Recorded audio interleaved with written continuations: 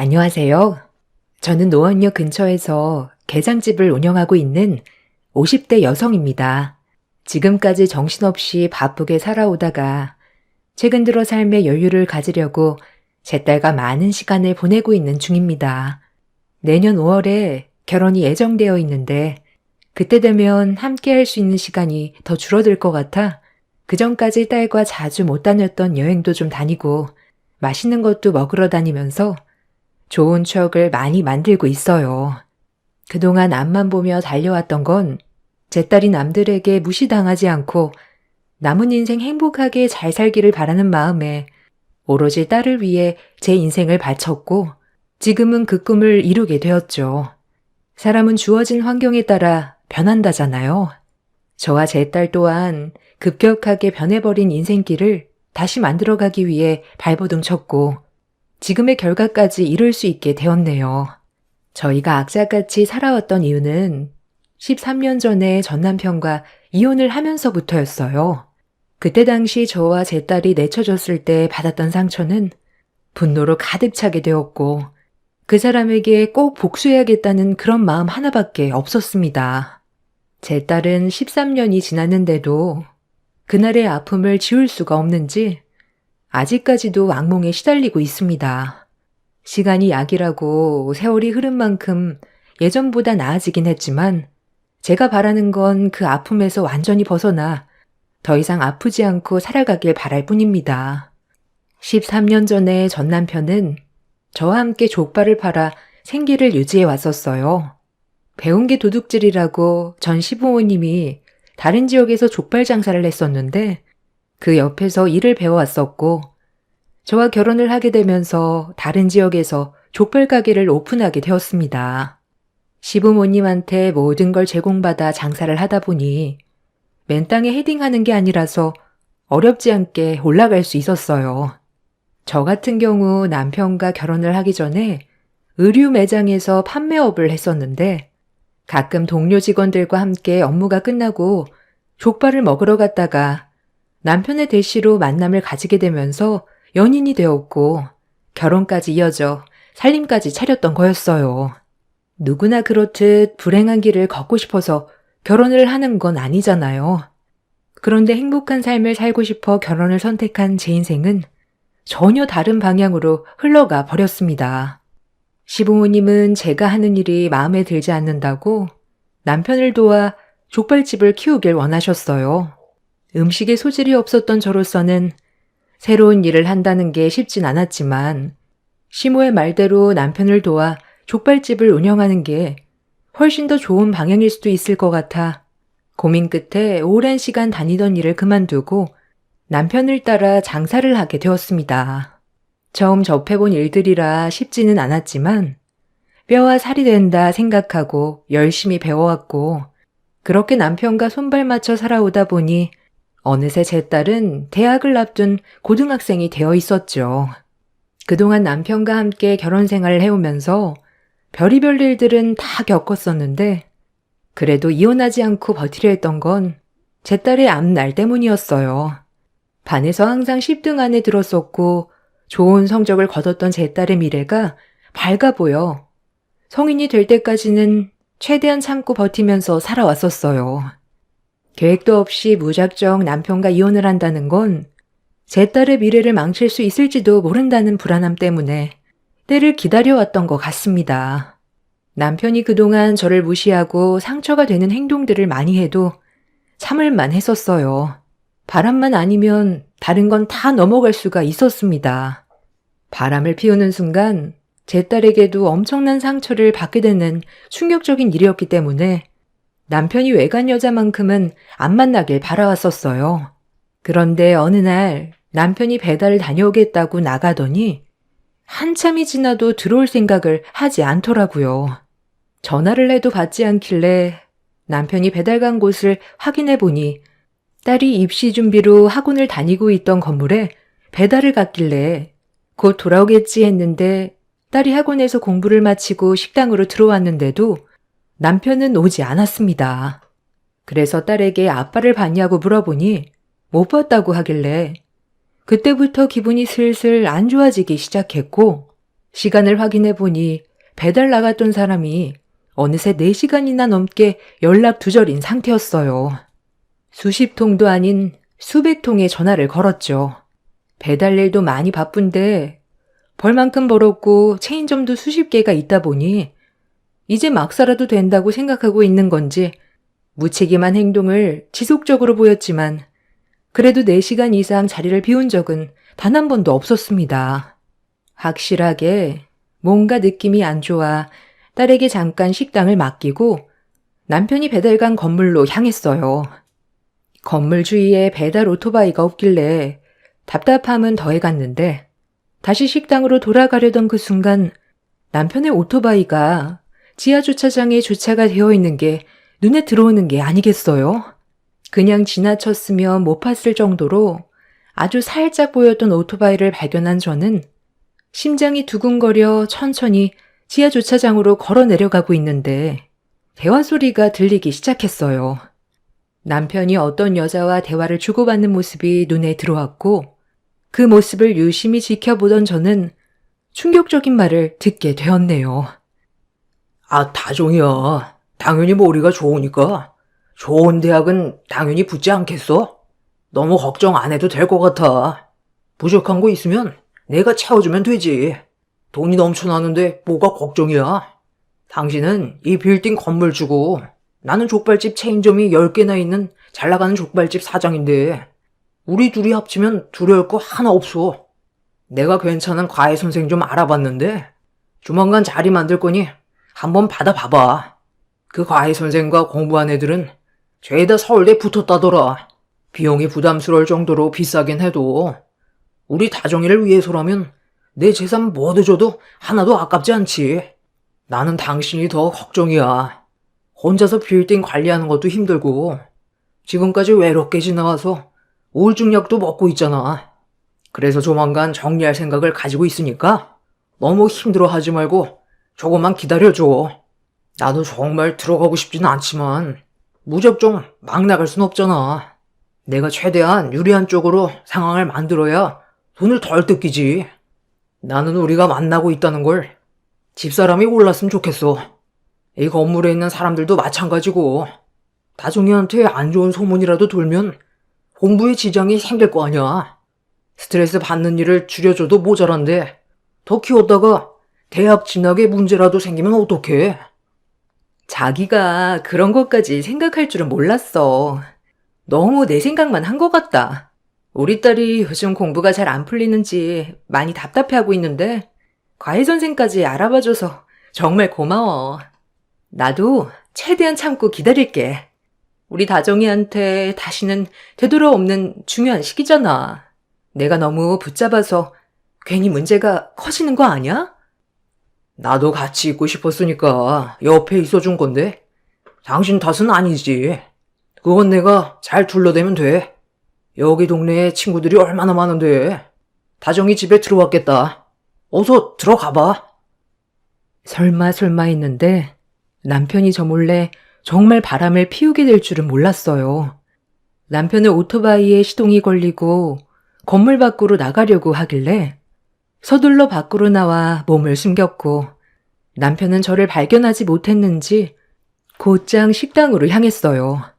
다른 건 다 참아도 바람만큼은 참을 수 없다고 몇 번이나 얘기했었는데 얼마나 오랜 시간 만났는지 둘이 나눈 대화를 봤을 때 이미 떼어놓을 수 없을 정도로 깊은 관계를 유지하고 있는 듯 보였네요. 너무 충격적인 상황을 겪게 된 저는 마음이 진정이 되지 않아 한참 동안 식당 주위를 맴돌았어요. 남편의 얼굴을 마주하게 되면 분노를 가라앉히지 못할 것 같아 최대한 진정이 될 때까지 밖에서 화를 삭혔습니다. 그렇게 어느 정도 정신이 되돌아왔을 때 식당 안으로 발을 들이자 제 딸은 함께 공부하는 친구들을 초대해 같이 밥을 먹고 있었어요. 남편은 아무렇지도 않은 듯 의자에 앉아 신문을 쳐다보고 있었습니다. 좀 전까지만 해도 다른 여자한테 사랑의 표현을 아낌없이 하던 남편이 제 앞에서 연기하는 모습을 보니 이가 갈리더라고요. 제 딸이 옆에 없었다면 벌써 얼굴에 손을 수십 번도 아닌 수천 번은 올렸을 것 같습니다.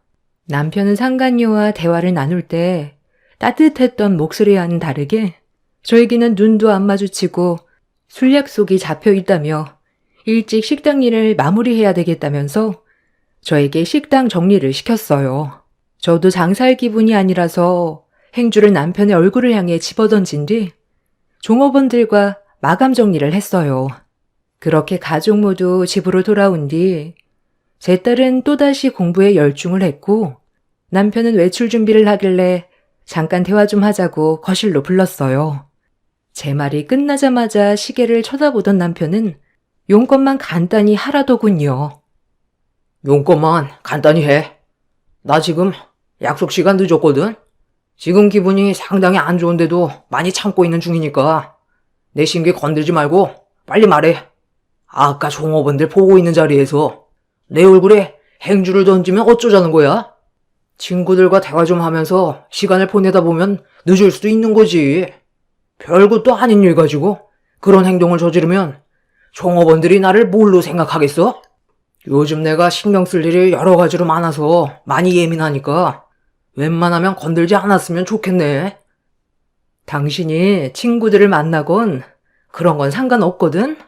전화는 왜 안 받았어? 요즘 들어 아예 내 전화는 그냥 무시를 하더라. 당신이야말로 지금 상황 파악이 안 돼? 지금 내 감정이 어떤지 잘 알지도 못하면서 당신 입장만 내세우지 말고 지금부터 내가 하는 얘기 잘 들어. 요즘 우리 나연이가 입시 준비하면서 학원에서 배우는 거 말고 따로 가이를 좀 받았으면 좋겠대. 아는 사람이 있으면 나연이랑 연결을 해주면 좋을 것 같은데. 얼마 전에 당신 입에서 가이 선생이 돼 얼핏 들은 것 같아서. 족발 사장이 가해 선생이랑 무슨 연관이 있어서 내가 알겠어. 나는 그런 거 전혀 모르니까 정 붙여주고 싶으면 당신이 직접 알아보면 되겠네. 그런데 지금 학원 다니는 것도 꽤 돈이 많이 들어가는 것 같은데 굳이 과외까지 받아야 돼? 그냥 학원 다니라고 해. 머리 좋은 애들은 학원도 안 다닌다더라. 그래서 알고 있는 가해 선생이 없다는 거야? 확실한 거지? 내가 알기론 당신이 꽤 유명한 가해 선생을 알고 있었던 것 같은데. 당신은 나연이가 잘 되는 걸 보고 싶지 않나 봐. 저렇게 열심히 하는데 뭐라도 해줘야 되는 거 아니야? 돈을 버는 이유가 뭐야? 하나뿐인 외동딸 건사 잘해서 나연이가 좋은 대학 가기 위해 우리가 열심히 돈 버는 거 아니야? 그런데 학원비도 아깝고 가외는 꿈도 꾸지 말라는 거야? 지금 내가 얼마나 많이 참고 있는지 알기나 해? 나가서 술 퍼먹을 생각하지 말고 자식을 위해 어떤 길을 만들어줘야 할지 고민 좀 해. 술이 인생에 도움이 된다고 생각해? 돈 좀 벌고 배가 부르니까 이제 막 나가도 된다는 거야? 아, 오늘따라 이 사람이 왜 그래? 뭐 잘못 먹었어? 당신도 지금까지 가회 얘기는 단 한 번도 꺼낸 적이 없었잖아. 꼭 공부 못하는 것들이 가회 찾더라. 그런 거 다 돈만 버리는 거야.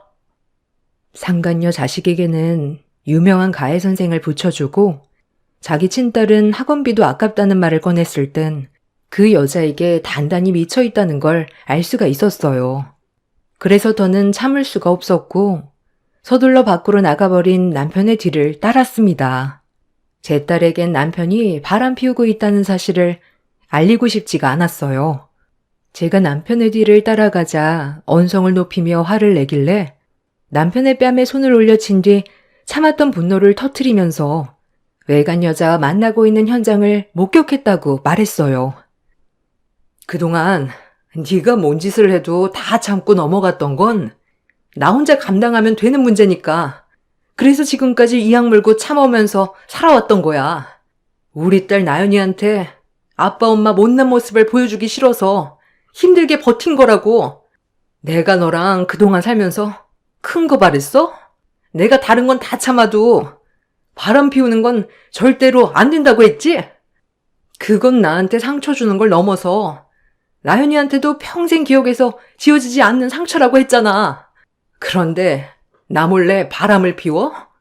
너 오늘 배달 갔다가 하루 종일 안 들어오길래 배달간 건물에 찾아가니까 지하주차장에서 외간 여자랑 은밀하게 대화를 주고받고 있더라. 그 여자가 그 빌딩 건물주라며? 그게 그렇게 마음에 들었어? 내가 너한테 왜 가해 선생에 대해 얘기했겠어? 그 여자 딸에게는 유명한 가해 선생 붙여주겠다며 벌써 돈까지 지불하고 다 알아봤다며. 그런데 내가 너한테 가해 선생 좀 알아봐 달라고 하니까 뭐라고? 학원비도 아깝다고? 너랑 피가 섞인 천륜인 나연이보다 피 한 방울 섞이지 않은 남의 자식이 더 소중하다는 거야? 네가 이러고도 인간이야?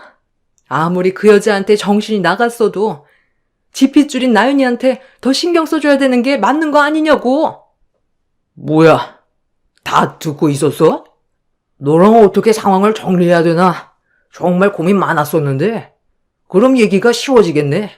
나 그 사람과 가벼운 사이 아니야.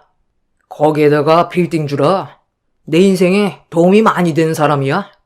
그래서 그 사람 딸에게 가해 선생까지 알아봐 붙여준 것도 내가 이득이 되기 때문에 그런 거지. 너는 나한테 도움이 1도 안 되잖아. 어차피 일이 이렇게 됐으니 하루빨리 정리하고 각자 갈 길 가는 게 좋을 것 같네.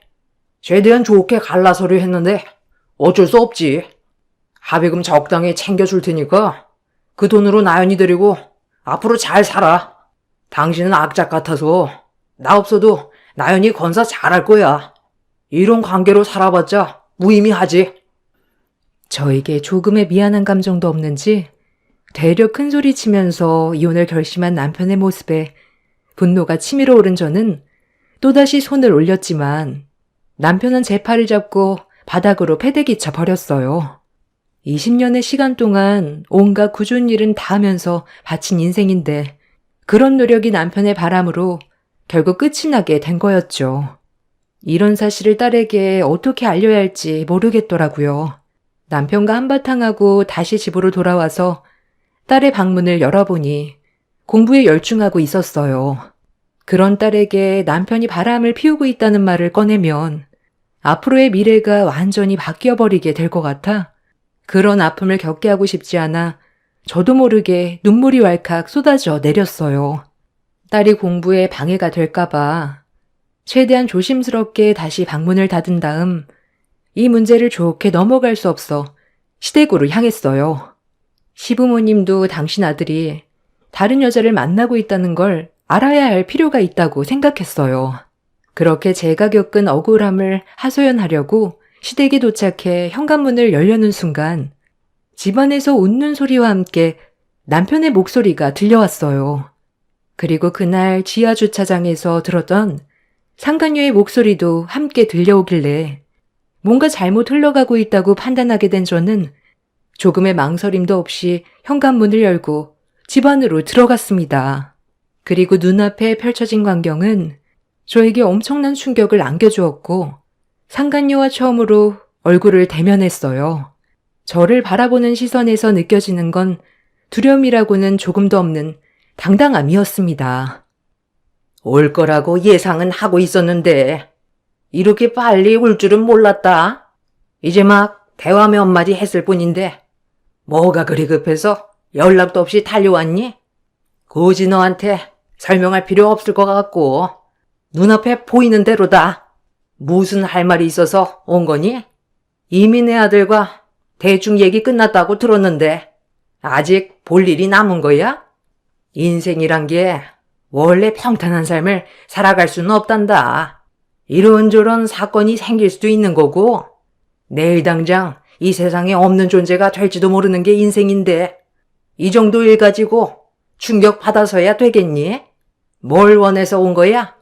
내 아들 말로는 위자료 몇 푼 주면 서류에 도장 찍을 거라던데 어차피 이렇게 된 거 빨리 정리해야지. 제가 지금까지 어떻게 살아왔는데 위자료 몇 푼 받고 끝낼 것 같아요? 20년을 이 집 며느리로 인생을 바쳐 살아왔어요. 제 손을 거쳐간 족발만 수억 개라고요. 그런데 위자료 몇 푼 주고 땡치겠다면 퍽이나 서류에 도장 찍고 끝내겠네요. 대충 들어보니 그쪽 집안의 딸이 내 딸과 나이가 같은 것 같은데 대학 문제로 상당히 골치라며? 둘이 지금 만나고 있는 것도 모른다면서 대학 입학하고 나서 얘기할 거라는 건 일이 잘 안 풀리고 있다는 거겠지. 가위까지 붙일 정도면 머리가 좋은 편은 아닌가 봐. 내일 당장 니년 딸한테 가서 네가 내 남편 꼬셔서 바람 피우고 있다고 얘기 좀 해줄까?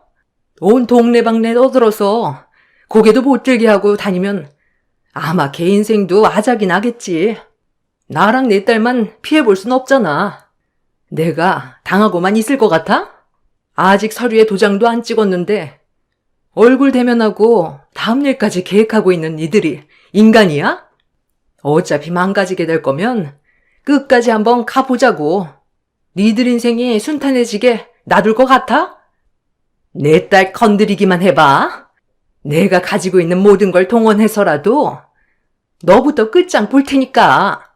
나는 뭐 가만히 있을 줄 알아? 보잘것없는 게 어디서 협박이야? 뭘 원하는데? 섭섭지 않게 위자료 주면 그걸로 새 출발하면 되잖아. 나 말고 좋은 남자 만나서 다시 시작하면 되지.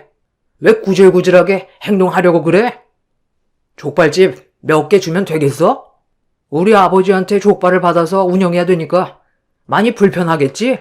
그럼 그만큼 위자료로 더 챙겨줄 테니 그냥 적당히 하고 끝내자. 전조가리 파는 널 며느리로 받아들인 건 그래도 기본적인 장사는 할 줄 아니까. 내 아들 옆에서 일을 돕는데 크게 무리는 없을 것 같아 받아준 것뿐이다. 처음부터 네가 마음에 들어서 받아준 건 조금도 없었어. 나랑 살아오면서 너도 느끼고 있었잖아. 반대로 나한테 인사 온 경진 씨는 빌딩을 소유하고 있는 빌딩주인데 너랑 비교가 되겠니? 그 건물에 우리 족발집 하나 더 오픈할 수 있고 앞으로 우리 가족이 살아가는데 좋은 조건들이 너무 많은데 굴러 들어온 금덩이를 흘려보낼 수야 없지. 저는 이미 한 번의 이혼 경험이 있는데요. 그거 시간 지나고 보면 별거 아니에요. 마음이 안 맞는 사람일수록 하루빨리 정리하는 게 인생을 허비하지 않는 길인 거예요. 그쪽이 우리 자기랑 맞지 않아서 이런 일이 생긴 건데 시간 끌어봤자 서로에게 이득되는 부분도 없는데 그냥 좋게 끝내요. 저는 두 연놈들과 저를 노려보고 있는 시부모를 용서할 수가 없었어요. 정신 나간 여자처럼 행동하면서 온 집안을 초토화시켜 버렸습니다. 이성을 잃어버린 모습에 당황한 그들은 저를 피해 다녔고 상간녀가 남편한테 저를 말려보라며 두려워하자 저에게 그만 난리치라며 소리를 지르더니 제 얼굴에 손을 올리더라고요. 저 또한 남편의 얼굴에 조금의 망설임도 없이 손을 올렸습니다. 여자가 한을 품으면 온유월에도 서리가 내린다잖아요. 제가 그때 그 인간들을 이 세상에서 빛도 못 보게 만들려고 작정을 했는지 거침없는 행동을 보였고 눈이 돌아버린 저에게 두려움을 느끼곤 저에게 더 이상 접근하지 못했어요. 건들면 자신들이 잘못될 수도 있다는 걸 느끼고 있었던 거였죠. 상간녀는 그런 저를 피해 도망을 치려 하길래 그 뒤를 바짝 쫓아 머리채를 잡은 뒤 바닥으로 내리꽂아 버렸어요. 그리고 더러워서 이혼해주겠다고 위자료나 준비하라고 동네가 떠나갈 정도로 소리를 지른 뒤 집 밖으로 비틀거리며 나왔습니다. 너덜너덜해진 상태가 되어버린 저는 그 자리에 주저앉아 눈물을 쏟아낸 뒤 목욕탕으로 향했어요. 그대로 집에 들어가면 제 딸이 놀랄까봐 헝클어진 머리와 붉어진 눈을 보여주고 싶지가 않아 목욕탕에서 씻고 나온 모습으로 집으로 들어갔습니다.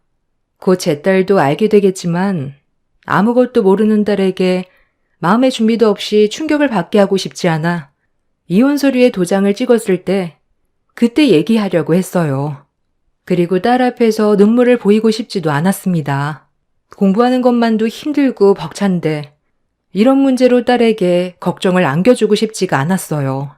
그렇게 아무렇지도 않은 듯 다음날 평소처럼 행동하면서 식당에 나와 장사를 했고 남편이 밖에서 기다리고 있길래 그 뒤를 따라 법원으로 향했습니다. 그렇게 이혼 서류에 도장을 찍고 저희는 남이 될 준비를 하게 되었죠. 마음 같아선 소송으로 가고 싶었지만 제 딸이 중요한 시기인 만큼 조용하게 처리하고 싶었어요. 그래서 상간녀한테도 위자료만 받기로 결정을 내렸습니다. 그렇게 법원에서 헤어진 뒤 딸이 학원에서 끝날 시간이 된 것 같아 같이 저녁이나 먹으려고 학원으로 향하던 도중에 충격적인 광경이 눈에 들어왔고 저는 너무 놀라 택시에서 내리자마자 발을 동동 굴렀습니다. 상간녀의 빌딩이 화재로 불이 나고 있었고 사람들이 건물 안에서 급하게 대피를 하고 있었어요. 그리고 때마침 소방대원들이 도착해 화재가 난 건물 안으로 진입을 하려는데 바로 그때 건물 안에서 얼굴이 검게 그을러진 상태로 제 딸을 안고 나오는 남편과 마주치게 되었습니다. 안도의 한숨도 잠시. 그런데 남편 품에 안겨있던 학생을 유심히 보니 제 딸이 아닌 다른 여학생이 아니겠어요? 그리곤 뒤이어 상간녀가 울면서 뛰어오더니 남편 품에 안겨있던 여학생을 끌어안으면서 어디 다친 곳은 없냐고 몸을 살펴주고 있었어요. 저는 남편한테 다가가 같은 건물 안에 있던 나연이는 어떻게 됐냐고 물어보는 순간 남편 입에서 걘 내 인생에 1도 보탬이 안 될 애라며 애비라는 놈이 그냥 두고 나왔다는 충격적인 말을 뱉었습니다.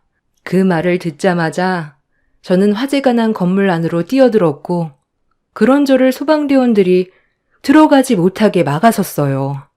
무턱대고 들어가면 화재 연기로 인해 저까지 위험해진다며 소방대원을 믿고 구조가 될 때까지 기다리라는 말에 땅을 치며 오열을 했고 남편이 상간녀의 딸을 걱정하는 모습이 눈에 들어오는 순간 남편의 멱살을 잡고 난리를 쳤어요.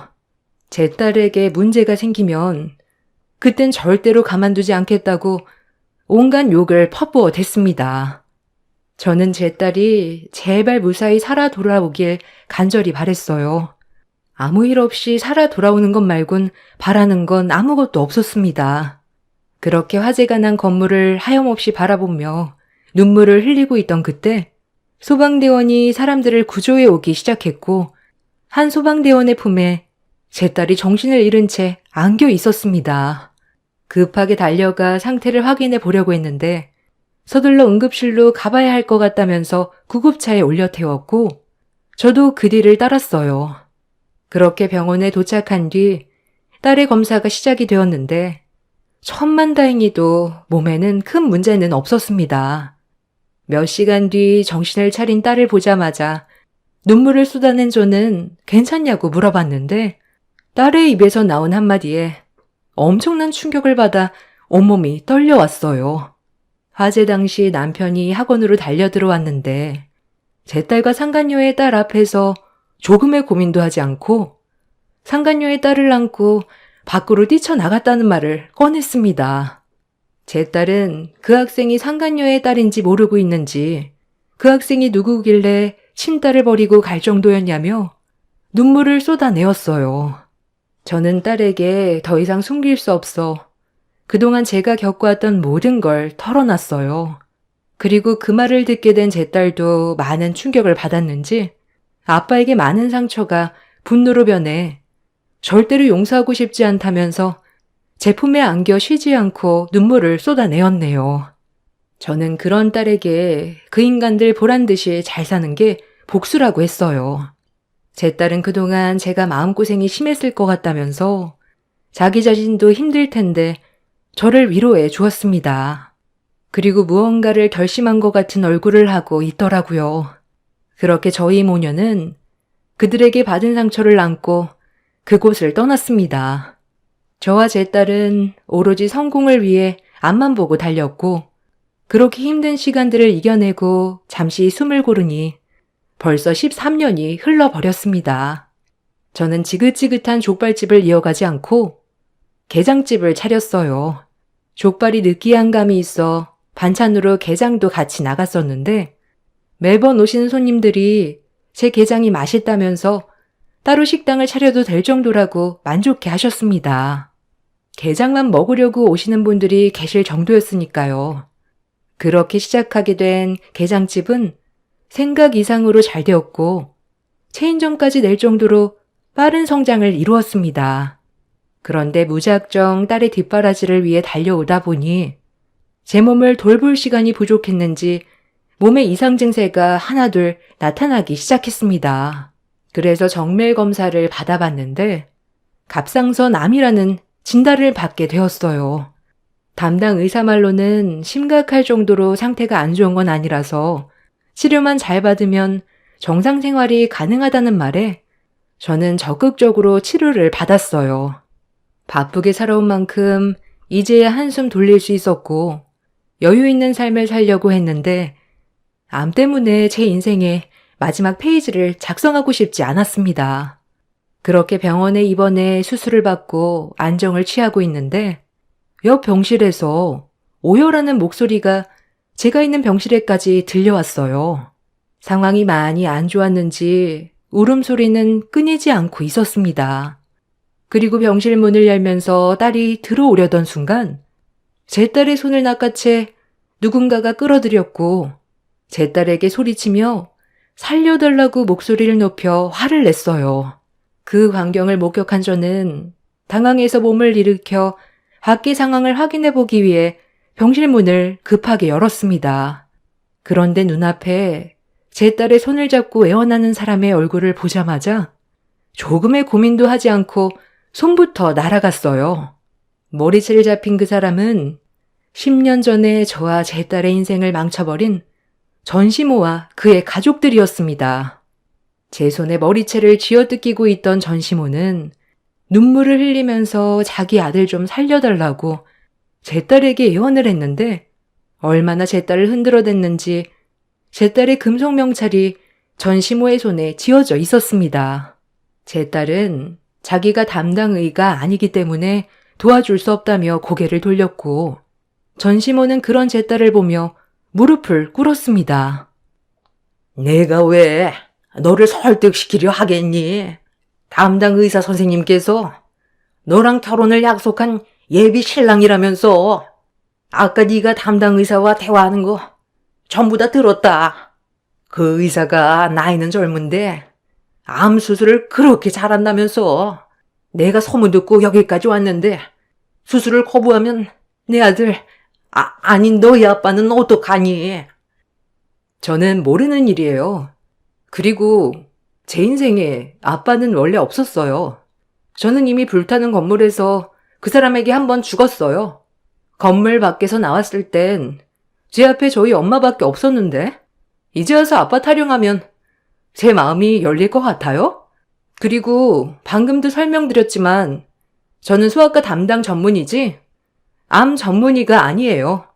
그리고 수술을 할지 말지 결정하는 건 담당 의사 몫이잖아요? 저는 아무 말도 안 했는데 왜 이러시는지 모르겠네요. 여긴 병원이고 보는 사람도 많으니까 그만 소란 피우고 다른 병원 알아보세요. 여기 말고도 암을 치료할 수 있는 곳은 상당히 많거든요. 엄마, 이제 그 손 놓으세요. 저런 사람들 때문에 엄마 손 더러빌 필요 없어요. 내가 다른 병원 안 가봤겠니? 다 돌아다녀 봤는데 가망이 없다더라. 시간은 계속 가고 내 아들은 점점 힘들어하는데 뭐라도 해봐야 할 거 아니니. 내 전 재산 전부 다 줄 테니까 내 아들, 아니 네 애비 좀 살려줘라. 뭐든 다 한다니까. 자, 이 할미가 무릎까지 꿇은 걸로 부족하면 너희들 앞에 내가 엎드리마. 그러니 제발 우리 아들 좀 살려다오. 내 아들이 너랑 이혼을 하고 그 경진인가 뭔가 하는 여자랑 처음엔 잘 되는가 싶었는데 그 집 딸내미가 목숨을 구해준 내 아들과 부적절한 관계라는 걸 알고 충격을 받아서 집을 뛰쳐나간 적이 있었다. 그 이후 개를 찾겠다고 경찰에 신고도 하고 한바탕 난리가 났었는데 개가 간 곳이 어디였는지 아니? 자기 친아빠한테 가 있던 거였지. 그걸 본 그 여자가 내 아들과는 더 이상 함께할 수 없을 것 같다면서 뒷딸을 버리고 내 아들과 시작할 수 없다고 이혼했던 전 남편이랑 다시 재결합을 했더랜다. 내 아들이 낙동강 오리알 신세가 되고 나서 다른 여자한테 만족을 느끼지 못한 채 10년을 혼자 살아왔어. 니들한테 다시 가고 싶은 마음은 있었지만 과거에 저지른 용서받지 못할 행동 때문에 수소문 끝에 니들이 있는 곳만 겨우 알아내서 먼발치에서 지켜만 보고 있었다. 내 아들과 우리가 분명 실수한 건 맞지만 10년 넘는 시간 동안 잘못을 뉘우치며 살아왔었어. 니들 앞에 나타나고 싶었지만 우리가 무슨 면목으로 너희 얼굴을 보겠니? 내 아들이 용서받지 못할 죄를 저지른 건 알지만 눈 딱 감고 한 번만 용서해 줄 순 없겠니? 그래도 네가 이 세상에 있게 만들어준 네 친애비잖아. 너랑 결혼 예정인 그 담당 의사에게 한 번만 수술을 해달라고 부탁하면 안 될까? 왜 다른 병원에서도 힘들 것 같다는 말을 했는지 아실 텐데요. 수술을 하다가 죽을 수도 있기 때문에 거부를 했던 거였어요. 그 사람도 마찬가지고요. 제가 그때 그런 아픔이 있었다는 이유를 듣고 수술을 하고 싶지 않은 마음도 있었겠지만 의사로서 가망이 없어 보이니까 수술을 거부했던 거예요. 전 남편은 대장암 말기로 이미 손을 쓸 수가 없는 상태였습니다. 의사가 된 제 딸이 암 전문의인 예비사이한테 과거에 있었던 일들을 얘기하면서 자기 아빠가 수술을 받으면 좋아질 수 있는지 물어본 것 같았어요. 성공 확률이 5%도 안 된다며 희박하다는 말에 수술을 하지 않는 게 좋을 것 같다고 했던 것 같습니다. 제 딸이 아무래도 예비사이의 손을 더럽히고 싶지 않았던 것 같아요. 성공 확률도 높지 않은 수술을 예비사이에게 맡겨서 죽게 된다면 예비사이가 정신적으로 힘들어질까봐 무조건 수술을 거부하라고 했던 거였는데 그 말을 전시모가 듣게 되었던 거였죠.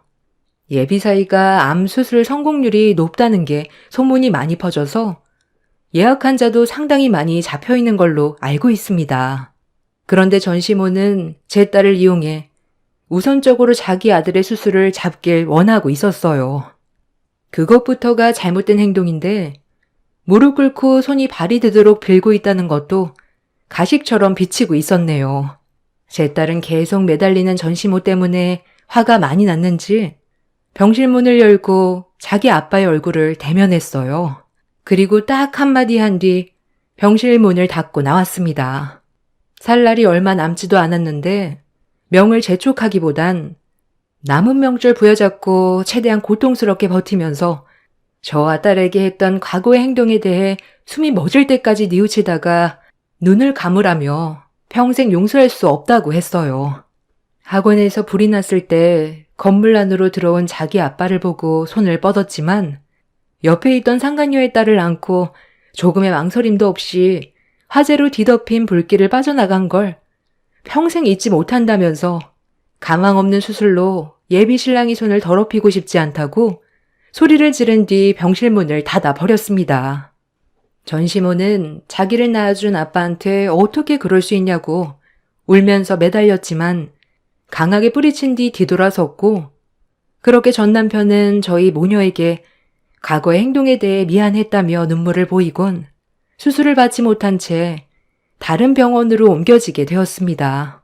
제 딸에게 많이 힘들지 않냐고 물어봤는데 화재가 났을 때 자기를 버리고 갔던 아빠의 뒷모습을 아직까지 잊지 못한다면서 후회는 없을 거라며 더 이상 아무 말도 하지 않았어요. 그리고 그날이 있고 얼마 뒤 전 남편이 세상을 떠나게 됐다는 소식을 접하게 되었습니다. 한 번뿐인 사람 인생, 본인이 하고 싶은 대로 막 살다가 떠난 전 남편이 떠났는데도 저는 아무런 감정에 동요도 안 생기더군요. 그만큼 저와 제 딸이 받은 상처는 말도 못했고 지금도 그때의 기억이 문득 떠오를 때면 이가 바득바득 갈리니까요. 하지만 지금은 그 사람이 떠난 뒤 오히려 속이 더 편합니다. 저와 딸을 버린 그 끝이 결국 죽음이었으니까요. 저도 힘든 시간을 보내온 만큼 갑상선암 수술 이후 몸이 예전 같진 않지만 그래도 딸과 함께 있는 지금의 시간이 너무 소중하고 행복합니다. 이제는 저도 삶의 여유를 가지고 살아가려고요. 딸이 결혼하는 모습도 봐야 하고 이쁜 손주도 안아보고 싶습니다.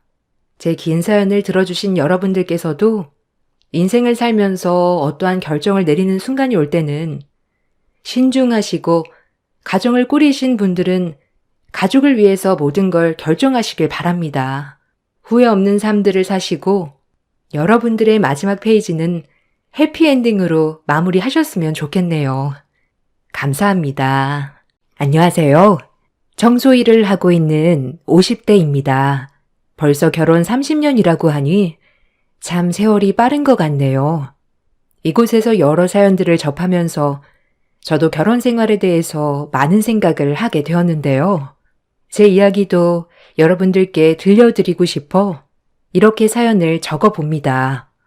어린 나이에 시집을 와 이런저런 시집살이를 다 해왔지만 사실 요즘 들어서 제 삶을 뒤늦게나마 찾고 싶다는 생각을 자주 했습니다. 남편은 교수로 일을 했습니다. 30대까지는 일반 직장인이었던 남편은 돌연 자신의 꿈을 찾겠다며 갑자기 공부를 시작했습니다. 10여 년의 결혼 생활 중에도 저는 쉴 틈 없이 일을 했는데 남편은 꿈을 쫓겠다며 직장을 그만두었고 결국 생계는 저의 몫이 되었네요. 그렇다고 해서 제가 남편의 이런 생각을 지지하지 않았던 것은 아닙니다. 여보, 사실 오랫동안 고민을 했었는데 나 다시 공부 시작하고 싶어. 지금까지는 생계 때문에 하기 싫었던 일을 했지만 남은 시간 동안에는 내가 하고 싶었던 일들을 해보고 싶어. 갑자기요? 아니, 이렇게 갑자기 이야기를 하면 우리 생활을 어떻게 하고요? 그게 당신이 좀 도와주면 안 될까? 당신도 일을 하니까 조금만 아껴서 생활하면 될 것 같은데 너무 어릴 적부터 내 의지와는 다르게 일을 하다 보니 지금은 너무 고단하고 힘드네. 내 꿈을 지금이라도 찾아야 할 것 같아. 대신 내가 정말 교수가 되면 그 다음부터 생계는 문제 없잖아. 10년만, 딱 10년만 고생해줘. 그렇게 결심한 걸 어쩔 수 없죠. 그래요. 당신 그렇게 원하던 건데 제가 못 도와줄 건 없죠. 한번 결심한 거 열심히 해봐요. 남편은 저에게 미안해하기도 했지만 꿈을 포기할 생각은 없는 듯 보였어요. 다행히 저는 안정적인 직장을 다니고 있었고 학교를 다니는데 들어가는 돈은 남편이 이미 조금씩 모아두어서 걱정하지 않아도 되더라고요. 그래서 저는 남편을 응원하기로 했습니다. 처음에는 아직 자녀들이 어리기 때문에 생계를 책임진다는 게 걱정이 되기도 했어요. 직장이 안정적이라고 하더라도 앞날은 알 수 없는 것이니까요. 그래도 나만 고생하는 건 아니니 좀 더 버텨보자는 생각을 했었죠. 정말 쉬는 날 없이 열심히 일을 했어요. 아이들을 이곳저곳 맡겨가면서 야근이며 주말 근무며 거절하지 않고 일을 했습니다. 저의 그런 노력과 마찬가지로 남편도 정말 열심히 공부를 했죠. 여보, 요즘 공부하는 건 어때요? 시험 기간이라 많이 힘들죠? 늦게 공부 시작하려고 하니까 쉽지가 않네. 아무리 책을 봐도 머릿속에 들어오지가 않아서 큰일이야. 벌써 수십 번은 더 봤는데 왜 이렇게 집중이 안 되는지 모르겠어. 당신도 참 고생이네요. 이래저래 신경 쓸 게 많아서 그런가 봐요. 아이들은 걱정하지 말고 당신 공부에 집중해요. 집에서 공부하기 힘들면 도서관에라도 가서 공부하면 좀 낫지 않을까요? 당신 그래도 괜찮겠어? 그래도 내가 있어야 아이들도 같이 볼 텐데. 괜찮아요. 아이들도 이제 둘이서 같이 노니까. 당신은 지금 중요한 시기니까 공부에만 집중해요. 아이들은 내가 어떻게든 알아서 볼게요.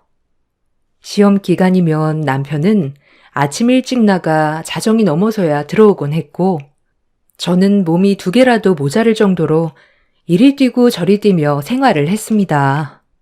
늦은 나이의 시작으로 한 만큼 남편은 누구보다 더 열심히 공부를 했어요. 시험이 끝나더라도 늦은 밤까지 연구를 하고 학습하는 데 몰두를 했습니다. 저는 그런 남편이 자신의 꿈을 꼭 이루기를 누구보다 간절하게 소원했어요. 사실 이런 남편의 태도에 처음에는 시댁에서 제 눈치를 정말 많이 보셨죠. 어미야, 미안하다.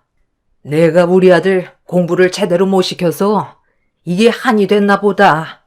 에휴, 그래도 가장이란 게 갑자기 꿈 타령이나 하다니.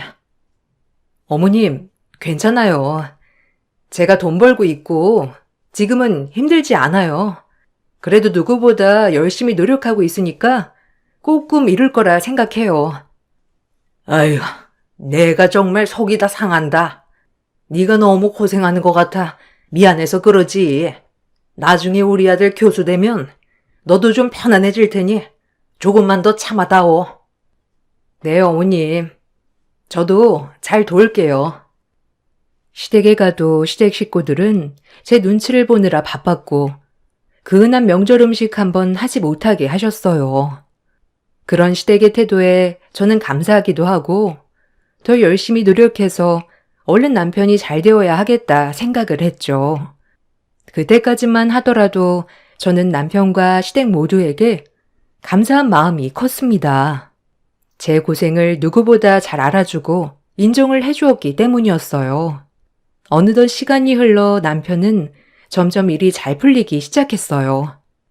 오래 걸릴 것만 같았던 조교수도 금방 달 수 있었고 연구 결과도 좋아서 부교수까지 될 수 있었죠.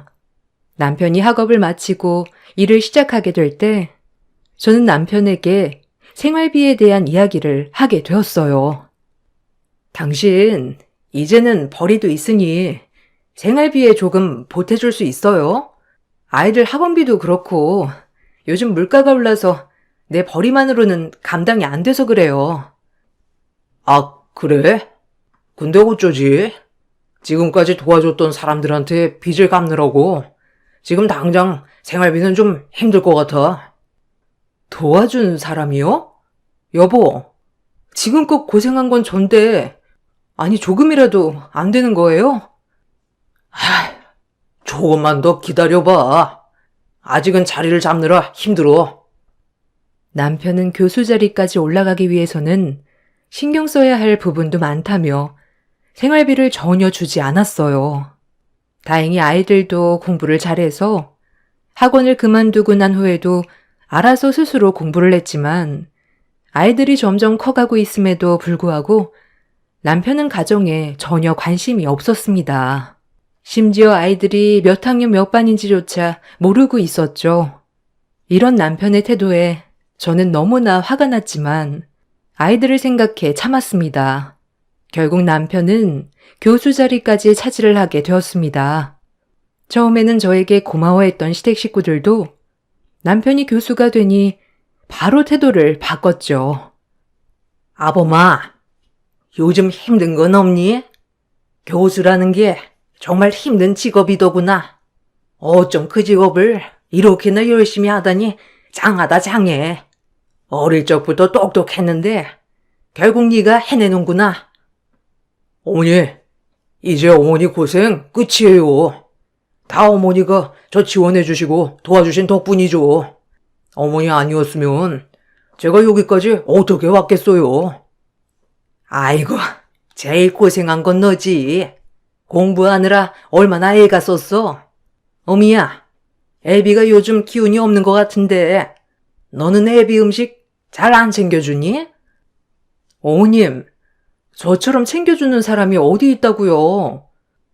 아니, 네가 잘 챙겨주는데 이렇게 사람이 삐쩍 마른다니?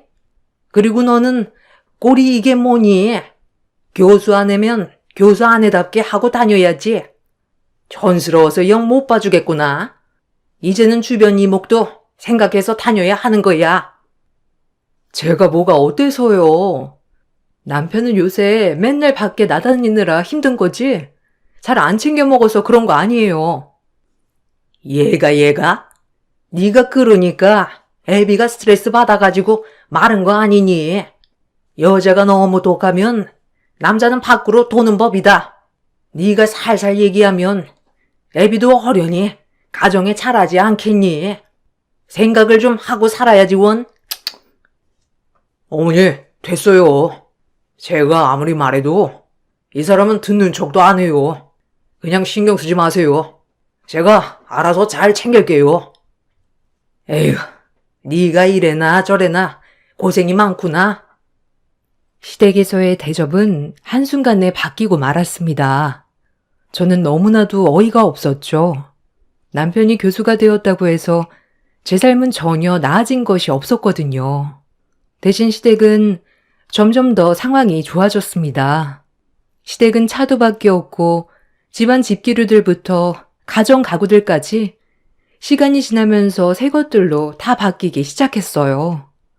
저희 집은 그때까지도 혼수로 가지고 온 것들을 그대로 사용하고 있었죠.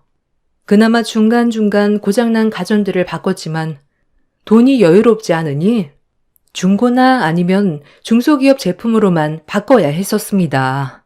이런 상황을 모두 알고 있음에도 불구하고 남편은 가정을 외면했습니다. 심지어 아이들이 고등학교에 진학을 할 때까지도 남편은 전혀 관심이 없었어요. 당신 이제 수영이 고등학교 가는 거 알죠? 애가 고민이 많은 것 같은데 그래도 당신이 이쪽으로는 잘 알고 있으니 한번 이야기 좀 해봐요. 아, 그런 거 다 알아서 하는 거지.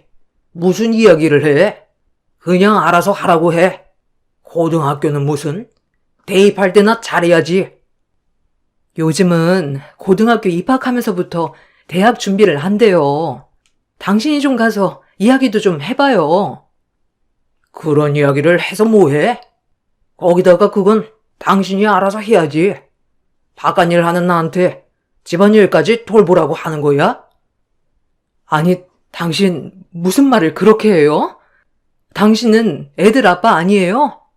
애들이 자기 진로 때문에 고민한다는데 같이 고민을 해주지 못할 망정? 참나? 내가 그렇게 한가한 줄 알아?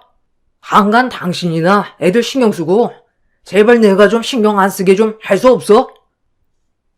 뭐라고요? 아니 도대체 누가 신경을 쓰고 있다는 거예요?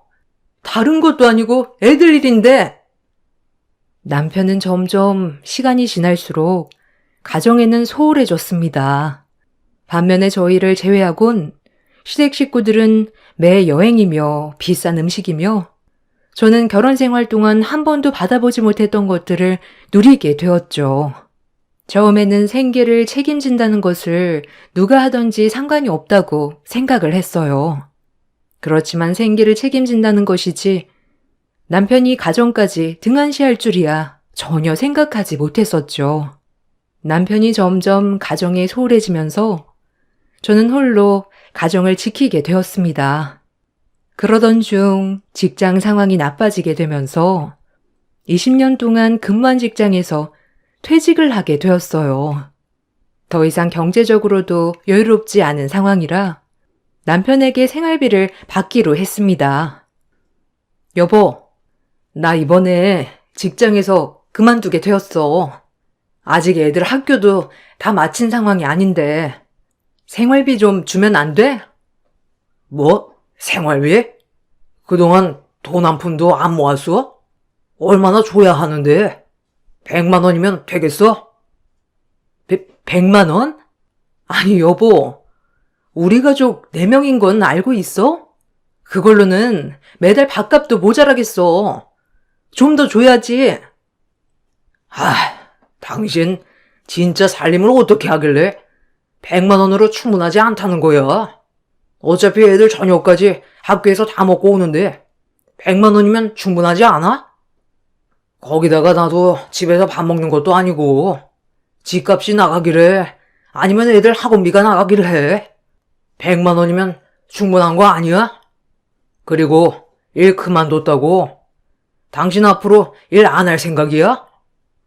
정말 너무하다고 생각 안 해? 당신 공부하면서 집안일 아무것도 신경 쓰지 않을 때 내가 지금껏 애들 챙기고 생계까지 다 책임졌는데 어떻게 그런 말을 해?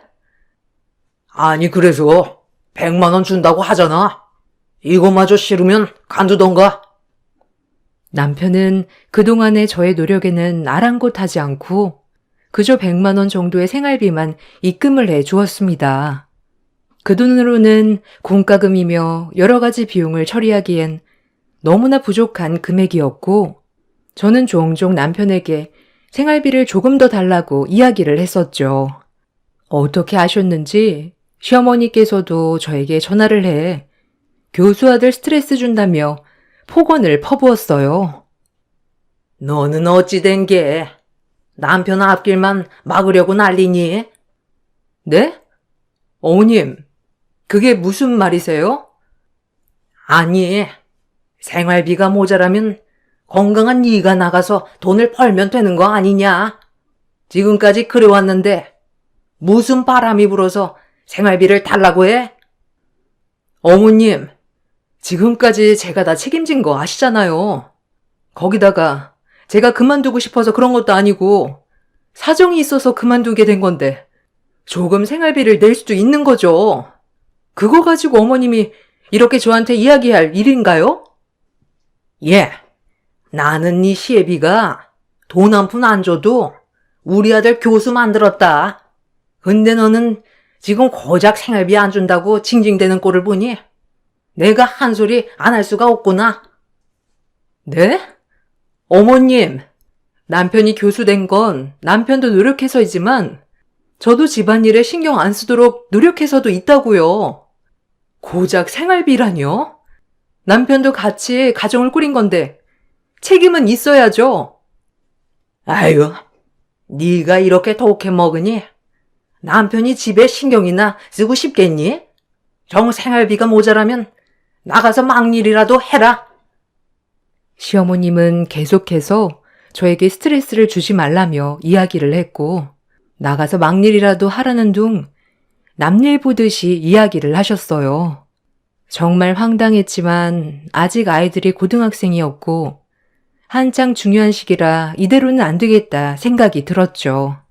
결국 저는 시댁 식구들이 다 모인 자리에서 남편과 언쟁을 벌이게 되었어요. 예, 너는 지금도 우리 교수 아들 스트레스를 주니? 아니 어떻게 볼 때마다 이렇게 야여가니? 어머님, 저희 집에서 밥 안 먹은 지 꽤 됐어요. 챙겨줘도 먹지도 않고 집에도 들어와야 말이죠. 그래서 그런지 생활비도 아주 적게 주고 제가 더 힘들어요. 뭐? 내가 무슨 생활비를 적게 줘? 그 정도면 많이 주는 거지. 당신 나가서 지금 100만 원 벌어봐. 벌 수 있나? 당신 나이에 어디 써주는 데나 있겠어? 당신, 우리 아직 아이들도 안 컸는데 100만 원이 말이나 돼? 거기다가 당신 월급도 받는데 어느 정도는 생활비로 나눠야 되는 거 아니야? 내가 집에 가기래, 아님 집에서 밥을 먹기래. 집에서 하는 것도 없는데 그 정도 주는 거면 내가 예수인 거지 무슨? 당신 공부할 때 뒷바라지 내가 다 했어. 도시락 필요할 때 도시락 싸주고 시험 볼 때도 영양제 꼬박꼬박 챙겨주고 집안일 신경 쓰지 않게 알아서 다 챙기고 그건 상관도 없다는 거야? 어머 얘 좀 봐라. 남편이 큰일 하겠다는데 그거 조금 뒷바라지 했다고 유세 떠는 거니? 그 값을 받겠다고 지금 이러는 거야? 아니요. 그 말이 아니잖아요. 어떻게 그게 말이 아니니? 네가 하는 말이 그거잖니? 너 가만 보니까 진짜 톤돈만 하는구나? 왜 교수 됐다고 너한테 떨어지는 게 있을 거라 생각했니? 네 능력을 높여야지. 남편 덕보라고 지금껏 가면 쓰고 행동한 거니? 그래, 어머니 말이 맞아. 당신 그때는 나보고 꿈 이루라고 응원해 줬으면서 이제 와서 왜 딴소리 하는 거야? 꿈 이루라고 응원해 줬잖아. 당신 힘들 때 곁에서 묵묵히 지지해 줬고 그럼 우리가 힘들 때도 지지해 줘야 하는 거 아니야? 그게 남편, 아빠로서 도리 아니냐고. 난 도리하고 있어. 생활비 그 정도면 충분하다고 생각하니까 더 이상 말 꺼내지 마. 남편은 그날 이후로 저와의 대화를 모두 차단하고 피해버렸습니다. 저 역시 더 이상 남편과의 관계를 유지하는 것이 맞는지 고민을 하게 되었죠. 문제는 제 아이가 결혼을 앞두고 있었던 상황이었기 때문에 바로 결정을 하기에는 걸리는 부분들이 많았어요. 거기다가 생계에 대해서도 고민을 해야 되었어요. 현재의 나이로는 취업을 하기도 쉽지 않았기 때문에 이곳저곳 취업을 알아보게 되었는데요. 물어물어 알게 된 곳이 바로 파견을 가서 청소를 하는 업체였답니다. 그곳에 취업을 하면서 근무를 하게 되었는데 당황스럽게도 남편의 대학교로 파견을 나가게 되었어요. 이야기를 하지 않을 수 없어서 남편에게 이 사실을 이야기하게 되었죠.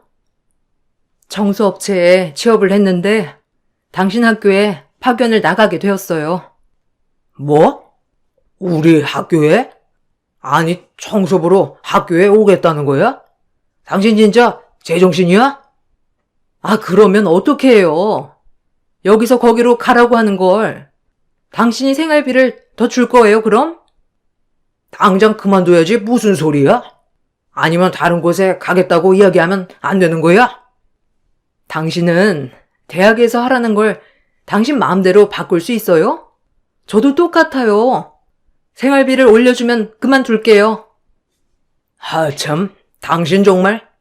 그래, 생활비는 여기서도 못 주고, 일을 하는 대신에 학교에서 마주치더라도 아는 척은 절대 하면 안 돼. 알겠어? 남편은 끝끝내 생활비를 올려줄 수 없다는 입장을 고집했습니다. 자신이 마누라가 자신의 직장에서 청소를 하는 것보다 더욱 싫었던 것이 바로 생활비를 주는 것이었던 것이죠. 저는 남편의 말을 듣고 그대로 청소 일을 시작하게 되었네요. 학교에서도 간간히 남편과 마주치긴 했지만 남편은 저를 쳐다보지도 않았습니다. 저 역시 아는 척하지 않았죠. 그렇지만 남편의 태도에 저는 계속해서 실망을 하게 되었습니다. 자식들은 제가 일을 그만두고 쉬기를 바랐어요. 엄마, 이제 엄마도 쉴 때가 된 것 같아. 아빠도 교수인데 무슨 엄마가 이렇게 고생하면서 일을 해. 그냥 아빠한테 당당하게 생활비 달라고 하고 좀 이야기를 해봐. 그 얘기를 들었으면 엄마도 이렇게 일하진 않았겠지. 그렇지만 엄마는 이렇게 몸이 건강할 때라도 일을 해야 될 것 같아. 엄마가 몸이 좋지 않고 더 이상 일을 하기 어렵다 생각이 들면 알아서 그만둘 테니까 너무 걱정들 하지 마. 자식에게는 사실 짐이 되고 싶지 않았어요. 내가 만약 일을 안 하고 쉰다면 아이들은 아이들대로 부담을 느낄 수 있었기 때문이죠. 모아둔 돈으로 일을 하지 않을 수도 있겠지만 나중에 내가 정말 움직이지 못할 정도로 나이가 들면 그때 돼서 자식들에게 짐이 되고 싶지 않아 더욱 열심히 일을 했습니다. 어떻게든 아이들이 결혼을 하고 가정을 이룰 때까지만이라도 버텨보자 생각을 하게 되었어요. 그렇게 청소 일을 하던 어느 날 대학 관리자분이 갑자기 청소 요청이 들어왔다며 한번 가보라는 이야기를 해 오셨습니다. 어딘지를 보니 남편 교수실이더라고요. 보통 일과가 끝나고 나서 어쩌다 한 번씩 청소를 갔었는데 낮 시간대에 청소 요청이 들어오다 보니 그 시간대 한간 저에게 가보라는 이야기가 나왔던 것이었죠. 하는 수 없이 저는 청소를 하기 위해서 남편의 교수실로 가게 되었습니다. 역시나 문을 두드리고 나오는 남편은 화들짝 놀라더라고요. 거기다가 그 자리에는 시모도 있었습니다. 아니, 뭐야? 왜 당신이 왔어? 아니, 넌 왜 여기 청소하러 온 거니? 드디어 티를 내겠다 생각한 거니? 아닙니다. 그냥 청소만 하고 갈 테니까 신경 쓰지 마세요. 아니, 청소 안 해도 되니까 다른 사람 보고 오라고 해.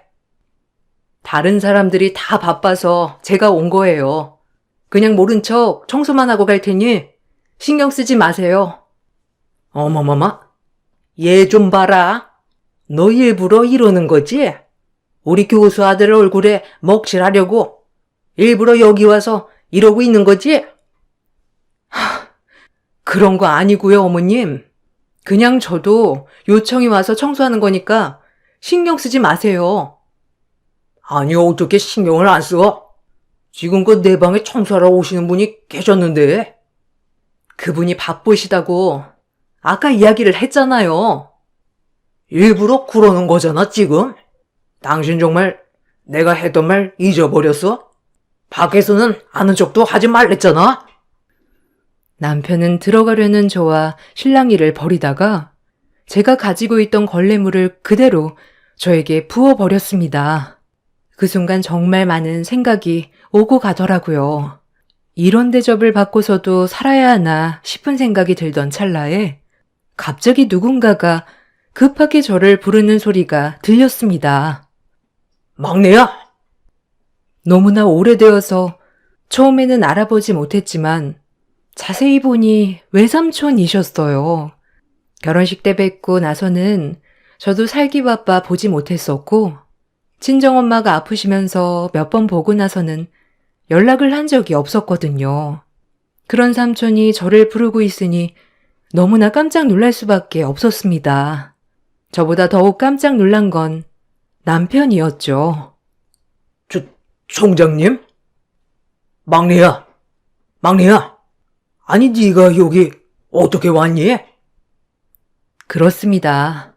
저희 외삼촌은 남편이 다니고 있던 대학의 총장님이셨습니다. 사실 저희 외가댁은 모두 똑똑하고 공부도 잘하는 엘리트였습니다. 엄마는 일찍 결혼을 해서 자식을 낳았지만 외삼촌은 결혼에 대한 뜻이 없으셨죠. 그러다 보니 엄마가 결혼을 해 아이들 낳아서 일을 할 때 외삼촌이 저희를 데리고 돌봐주시기도 했습니다. 외삼촌의 사랑을 많이 받았던 조카 중 한 명이었던 것이 바로 저였죠. 제가 엄마를 가장 많이 닮았거든요. 외삼촌과 엄마는 정말 애틋한 남매 사이였습니다. 형제 중 둘만 있었고 외할머니 외할아버지도 일찍 돌아가셨기 때문에 두 분이서 의지를 할 수밖에 없었어요. 그러다가 엄마가 돌아가시고 나서는 저도 외삼촌과의 연락이 끊기고 말았었죠. 그 외삼촌이 총장이라니 저도 깜짝 놀랐습니다. 막내야, 너 막내 맞지? 아이고, 아니 어떻게 여기서 이렇게, 아니 그건 그렇고 우리 학교에서 청소로 일하고 있는 거야? 내가 여기서 일하는 거 몰랐어? 어머, 삼촌! 아휴, 정말 오랜만이에요. 어떻게 잘 지내셨어요? 저도 먹고 사느라고 바빠서 연락도 못 드렸었네요. 아, 괜찮다, 괜찮아. 살다 보면 그럴 수도 있는 거지. 근데 지금 무슨 일 있는 거니? 교수님, 아니 왜 이분께 물을 끼얹으셨나요? 무슨 일 있으신가요? 아닙니다. 끼얹은 게 아니라, 실수로 그만. 거짓말도 적당히 해. 이왕 이렇게 된 거 한번 툭 터놓고 얘기나 해보자. 당신 갑자기 태도가 왜 그래? 왜? 삼촌이 총장이라고 하니까 실수한 것 같아? 그게 무슨 말이니? 교수님, 이게 무슨 말이죠? 삼촌, 이 교수님 제 남편이에요. 그때 결혼식에 오셔서 보셨죠? 그 남편이 바로 이 사람이라고요. 삼촌은 제 말에 크게 분노하셨습니다. 다음에 이야기를 하자고 하시곤 저를 바로 데리고 집으로 향하셨죠. 제 안내에 집으로 향하시고는 자식들에게 엄마가 아빠에게 걸레물을 맞은 거 알고나 있냐며 이야기를 하셨습니다.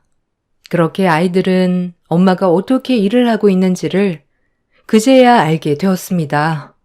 애들이 나서서 이혼을 하라고 하니 저도 그동안의 마음의 짐을 덜고 이혼을 다짐하게 되었어요. 그렇지만 남편은 오히려 저의 이혼 통보에 코웃음을 치기만 했죠. 당신 외삼촌이 총장이라고 지금 이렇게 나오자는 거야? 아주 외삼촌 뒤에 없고 별짓을 다 하네 정말. 이혼이 무슨 그렇게 쉬운 일인 줄 알아? 이혼하면 당신은 뭘 먹고 살 건데? 집은 있고? 아니면 애들 결혼할 때 혼자 혼주석에 앉아 있겠다는 거야? 애들도 당신이 어떻게 한지 알았어. 그리고 외삼촌이 아니더라도 당신 같은 사람이랑은 앞으로 더 살 수 없어. 아니, 그래서 어떻게 이혼을 하겠다는 건데? 뭘 가지고 이혼을 하겠다는 거냐고? 당신 지금까지 나에게 부당 대우했던 것들, 생활비 보태지 않고 생활했던 것들, 모든 것에 대해서 이혼을 청구할 거야. 참나. 어디 한번 잘 준비해서 해보든지. 가정에는 관심조차 없었던 남편은 이상하게 이혼은 받아주지 않았어요. 아무래도 교수라는 직업이 있기 때문에 사회적인 체면 때문에 그랬던 것인지 이혼을 요구했을 때 비웃기만 했죠. 저는 굳게 다짐을 하고 남편에게 이혼 소송을 하기 위해 변호사 상담도 받고 준비를 했습니다. 변호사는 저에게 남편과 시댁의 부당 대우에 대한 증거 자료를 충분히 마련한다면 승소할 수 있다고 이야기를 했어요. 부당 대우에 대한 증거 자료가 많으면 많을수록 좋습니다. 우선 생활비 입금 내역에 대해서 정리를 해보죠. 4인 가족이지만 100만 원의 생활비를 주었고 이것도 지금 몇 년도 되지 않았다는 점 등을 피력해 볼게요. 혹시 증거 자료라면 어떤 걸 준비하면 좋을까요? 아무래도 부당 대우를 했던 메시지나 통화 녹음 등이 있다면 좋겠죠. 저번에 남편이 학교에서 걸레물을 뿌렸다고 하셨죠? 혹시 학교에 CCTV가 있을까요? 그 부분을 확보할 수 있으면 더 좋을 텐데요. 제가 한번 알아보도록 할게요. 사실 이혼 준비를 하면서 한 달 정도의 시간이 흐른 상태라 영상이 남아있을까 너무 걱정이 되었어요. 경찰에는 남편의 폭력 행동으로 신고를 하였고 이에 대한 증거 자료를 확보하기 위해서 저는 대학교 행정실로 찾아가 신고증을 제출하고 영상 자료를 확보하고자 노력했습니다. 저의 이런 상황을 아는지 삼촌은 당시의 영상을 미리 모두 저장해 두셨더라고요. 영상 자료를 확보하고 나서 저는 수월하게 이혼 준비를 할 수 있었습니다. 남편은 자신의 행동에 대해서 대수롭지 않게 생각을 하는 듯 했어요. 이혼 소송을 진행하는 동안 남편 측 변호사는 실수로 한 행동이었음을 적극적으로 주장했지만 받아들여지지 않았습니다. 이혼이 진행된 이후부터 통쾌한 복수는 저도 모르게 시작이 되었어요.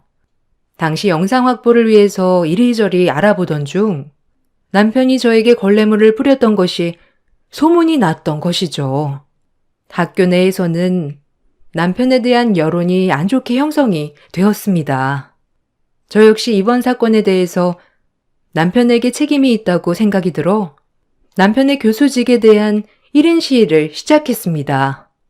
남편과 시댁에서는 당연히 저의 행동에 난리가 났습니다.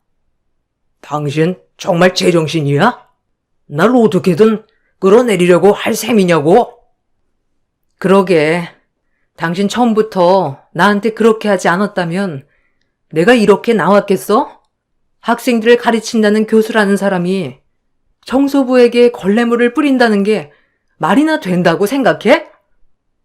그렇다고 1인 시를 하는 게 어디 있어? 이건 교수로서 한 행동이 아니고 당신 남편으로서 한 행동이야? 그거랑 별개 아니야? 그래, 말 잘했네. 내 남편으로서 한 행동은 그래도 된다는 거야? 예, 너 정말 독하구나. 이혼하면 끝난 거지. 그걸 가지고 물고 늘어지는 게 어디 있니? 너 거기 학교 총장이 네 외삼촌이라고 지금 그러는 거니? 어머님, 저 지금껏 남편을 위해서 참고 또 참았어요. 생활비 쥐꼬리만하게 주는 것도 다 참았고 청소를 창피하다고 아는 척도 하지 말라는 것도 다 꾹 참았습니다. 그런데 어머님, 제가 그래서 뭘 잘못했는데요? 지금껏 뭘 잘못해서 당신네들이 이따위 취급을 하는 거냐고. 아니, 이게 정말 미쳤네. 남편과 시모는 당장 목덜미라도 잡고 쓰러질 것처럼 소리를 쳤지만 저는 꿈쩍도 하지 않았습니다. 교내 여러 가지 소란이 발생하자 학교 내에서도 여론이 형성되었고 그 흐름을 타서 외삼촌은 남편의 연구 비용에 대한 조사를 자체적으로 진행하였습니다.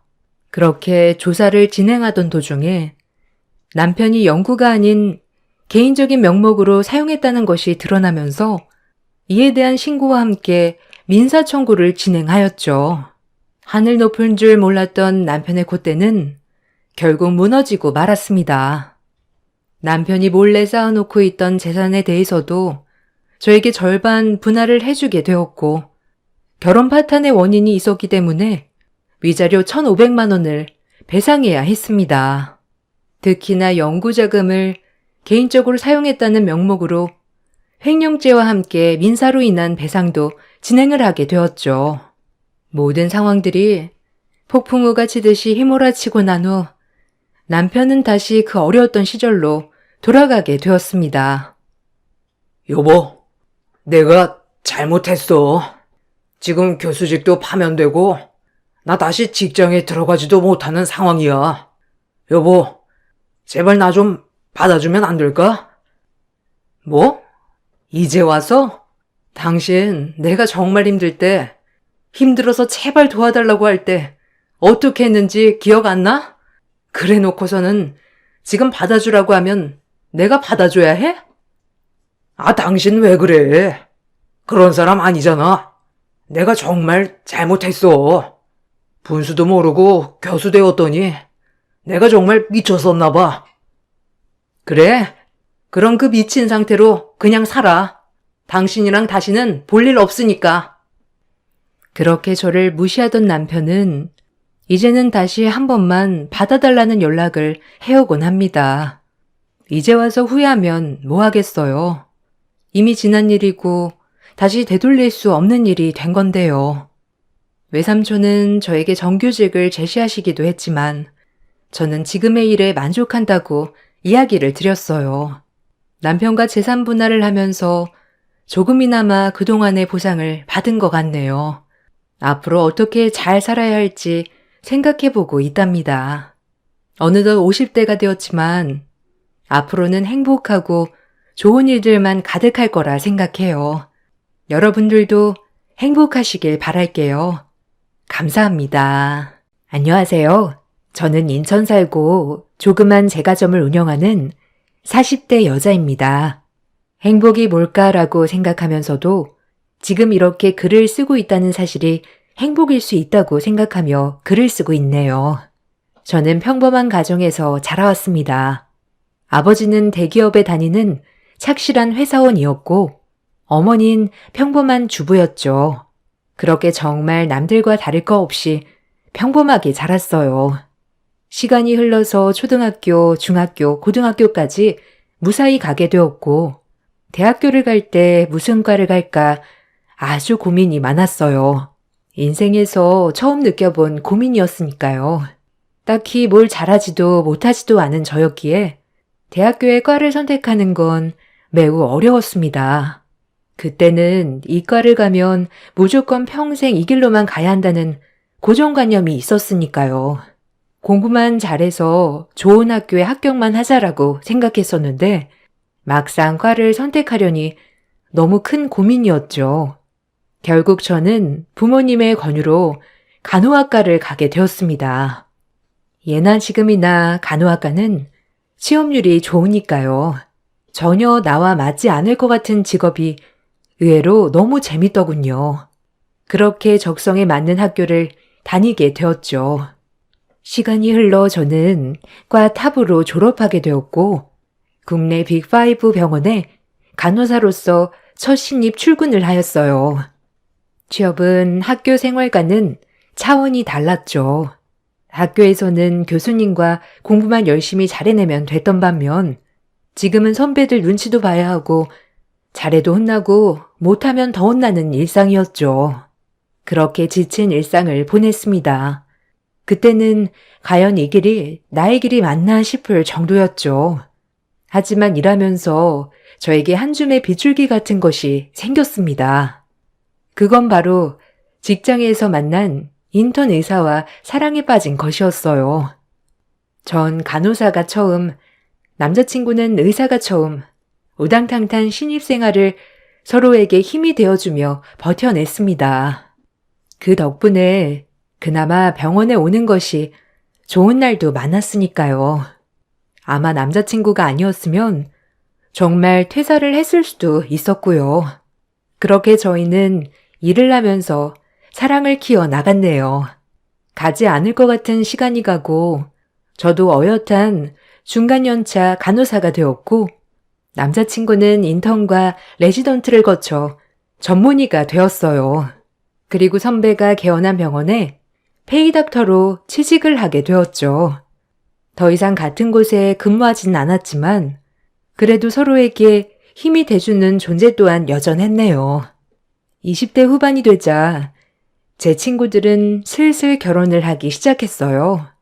친구들을 만나면 죄다 결혼 얘기뿐이었고 저한테도 역시나 돌아오는 질문은 결혼 언제 하냐는 내용이었네요. 준이야, 너 결혼 안 해? 남자친구랑 만난 지 오래되지 않았어? 너 대학 졸업하고 얼마 뒤부터 바로 만난 거니까. 아, 아직은 결혼 생각은 없어.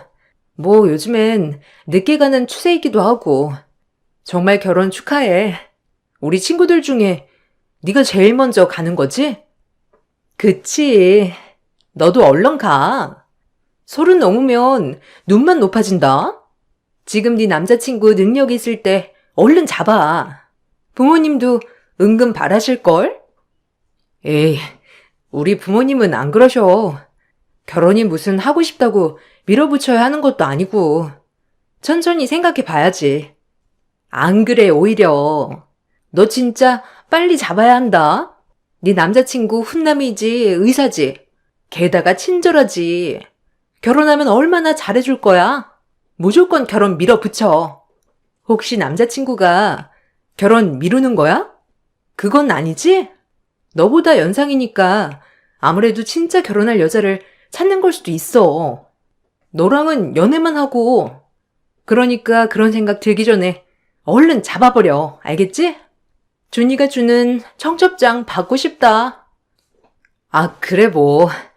결혼을 한다면 지금 남자친구랑은 생각하고 싶긴 한데 아직은 좀 이른 것 같아서 좋은 소식 있으면 들려줄게. 주변에서 오히려 제 결혼에 대해 왈가왈부하기 시작했네요. 아무래도 저에게 빨리 남자친구를 잡아야 한다는 둥, 얼른 결혼을 해야 한다는 둥 보채기 시작했어요. 전 이런 것들이 점점 스트레스가 되기 시작하였고요. 이 시기에 저는 뭐가 그렇게 마음이 급했는지, 남들 다 하는 결혼이라 그랬는지 결혼에 점점 목을 매게 되었어요. 지금 생각하면 참 한심하죠. 그렇게 친구들을 만나고 올 때면 저는 한껏 스트레스를 받아 남자친구에게 표출하기도 하였죠. 그런 남자친구는 그래도 저를 감싸 안아 주었습니다. 그렇게 저희는 남들의 시선에 구애받지 않고 꿋꿋하게 연애를 이어나가기 시작했어요. 조금 더 시간이 흘러 본격적으로 남자친구 입에서도 결혼 얘기가 나왔죠. 기뻤습니다. 그래도 결혼 얘기를 먼저 저에게 해주니 고마웠기도 하고요. 내심 한편으론 친구들 말처럼 남자친구가 정말 결혼을 다른 사람과 하고 싶어 할 수도 있겠다고 생각이 들기도 했었거든요. 그런 불안감을 떨쳐주고 결혼 준비를 진행해 나갔죠. 저희 부모님은 남자친구를 너무 좋아하셨어요. 직업도 마음에 들어 하셨고 훈훈하고 누구에게나 다정한 사람이었거든요. 뿌듯했습니다. 제 선택이 옳은 것 같았거든요. 어머, 반가워요. 우리 딸한테 얘기는 많이 들었는데 이렇게 보니까 너무 좋네요. 그럼 언제쯤 결혼 생각하고 있어요? 아, 이번 연도 안에 늦지 않게 결혼 준비해 보려고 해요. 저도 내년이면 34살이고 그 전에 하고 싶어서요. 부모님도 준이 많이 보고 싶어 하시고. 아이고, 시원시원하구먼. 그럼 날짜는 준이랑 상의해서 정하면 되고, 앞으로 자주 놀러 오게나. 딸이 하나라 아들 생긴 것 같아 기분이 너무 좋네. 하나뿐인 딸 듬직한 사이 만나 결혼한다고 하는 것도 너무 좋고. 여보, 그 술 좀 내와. 오늘 잔치 한번 하자. 아유, 좋게 봐주셔서 너무 감사합니다. 저도 준이한테만 들었는데 아버님 어머님도 성격 너무 좋으세요. 제가 더 감사하죠. 그렇게 저희 집은 남자친구를 좋게 본 덕분에 일사천리로 일이 진행되어 갔습니다. 이제 남자친구네 부모님을 찾아뵙는 일만 남았죠. 남자친구네 집에 가기 전에 엄청 긴장했어요. 그 전에 친구들이 의사는 다를 거다. 아마 그 집에서도 스펙 좋은 여자를 원할 거다 등등 말이 많았기 때문에 더 긴장했을지도 모르죠. 그렇게 남자친구 집에 방문했을 때 정말 생각보다 다른 분위기에 놀랐습니다. 어머, 반가워요. 내가 얼마나 기다렸는지 몰라. 우리 서준이 일만 할 줄 알지? 뭐 도통 얘기를 해야 말이지. 아, 네, 안녕하세요. 처음 뵙겠습니다. 서준 씨한테 말씀 많이 들었어요. 서준 씨 말대로 인상이 너무 좋으세요. 아휴, 애 아빠 일찍 죽고 내가 서준이 키우는데 진짜 많이 고생했거든. 그래도 이렇게 잘 커져서 결혼까지 한다고 하니까 애 아빠 볼 면목이 생기네. 고마워요. 우리 서준이랑 결혼해준다고 해서 내가 아가씨한테 바라는 건 딱 하나밖에 없어요. 우리 서준이가 독자거든. 꼭 아들 하나만 낳아줘요. 이거 말고는 전혀 바라는 게 없어. 아휴, 내가 너무 앞서갔나? 에이, 엄마. 무슨 말을 그렇게 해요. 준이한테 너무 부담이지. 아직 결혼 준비도 하기 전에 도망가겠다. 네? 아, 저도 아기를 참 좋아해서요. 뭐 여건만 된다면 많이 낳고 싶어요. 걱정 놓으세요, 어머님. 생각보다 어머님은 온화하셨고 일찍 아버지가 돌아가신 남자친구를 이렇게 혼자 키워내신 걸 보니 더욱더 존경스러웠네요.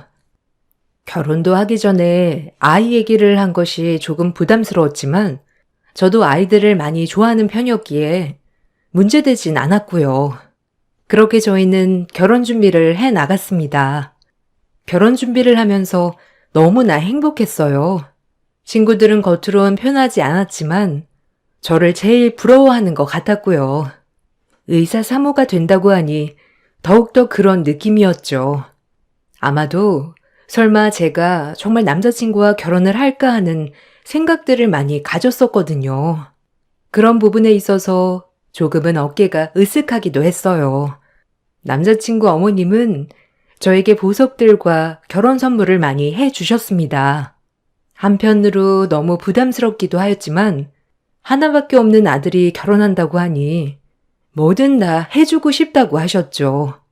이렇게 좋은 남편과 어머님을 만날 수 있다는 것이 너무 좋았어요. 그리고 정말 행복한 날만 있을 줄 알았네요. 뭐든 다 해주고 싶어. 우리 준이한테. 이젠 이 집을 이끌어갈 내 며느리 아니냐. 떡두꺼비 같은 아들도 낳아줄 테고. 아, 어머님, 감사합니다. 전 뭘 해드려야 할지. 혹시 어머님, 갖고 싶은 가방 있으세요? 저랑 주말에 백화점 가실래요? 아니, 됐어. 나 가방 많다. 나중에 우리 집 오면 내가 안 쓰는 가방들도 몇 개 챙겨주마. 요즘 애들이 아주 좋아하는 브랜드야. 아버님이 일찍 돌아가셨지만 워낙 재산이 많은 집안이었기 때문에 어머님은 남자친구를 키우면서도 부족함이 없었다고 말했죠. 그리고 저에게도 또 한 번 당부를 하신 것은 꼭 아들을 낳아달라고 한 것이었어요. 이 마음의 부담 말고는 다 좋았죠. 그렇게 저의 결혼은 꽃길이 펼쳐질 것만 같았네요. 아니, 그렇게 생각했었죠. 결혼식이 시작되었고 행복한 결혼식을 올렸어요. 그리고 저의 헬게이트의 문이 열렸습니다. 결혼을 하고 시어머니는 무조건적으로 아기를 원하셨기 때문에 휴직을 권하셨죠. 예, 병원에서 3교대 하는 거 힘들지 않니? 아무래도 신체적으로 밸런스가 깨지면 아기 갖는 것도 힘들어질 텐데. 에이, 안 그래요. 저희 병원 간호사들 임신하고도 다니는 친구들도 많고 지금 하고 있는 부서가 그렇게 힘든 부서가 아니라서 어머님 걱정하실 필요 없으세요. 제가 꼭 어머님 좋아하는 손주 안겨드릴게요. 그러니까 걱정 붙들어 매세요. 아이, 그렇다면야 다행인데. 난 아무래도 일하면서 아이 갖는 게 좀 걸린다. 그것도 3교대를 하니까 말이야. 어머님이 걱정하셨지만 남편도 저도 휴직을 원하지 않았기에 저는 계속 일을 다니기로 결정하였습니다. 일은 힘들었지만 바로 전업주부로 살고 싶진 않았거든요.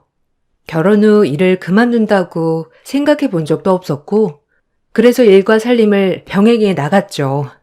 남편은 병원이 끝나고 집에 와 집안일도 많이 도와주고 있었기 때문에 저와 크게 부딪히는 일이 없었어요.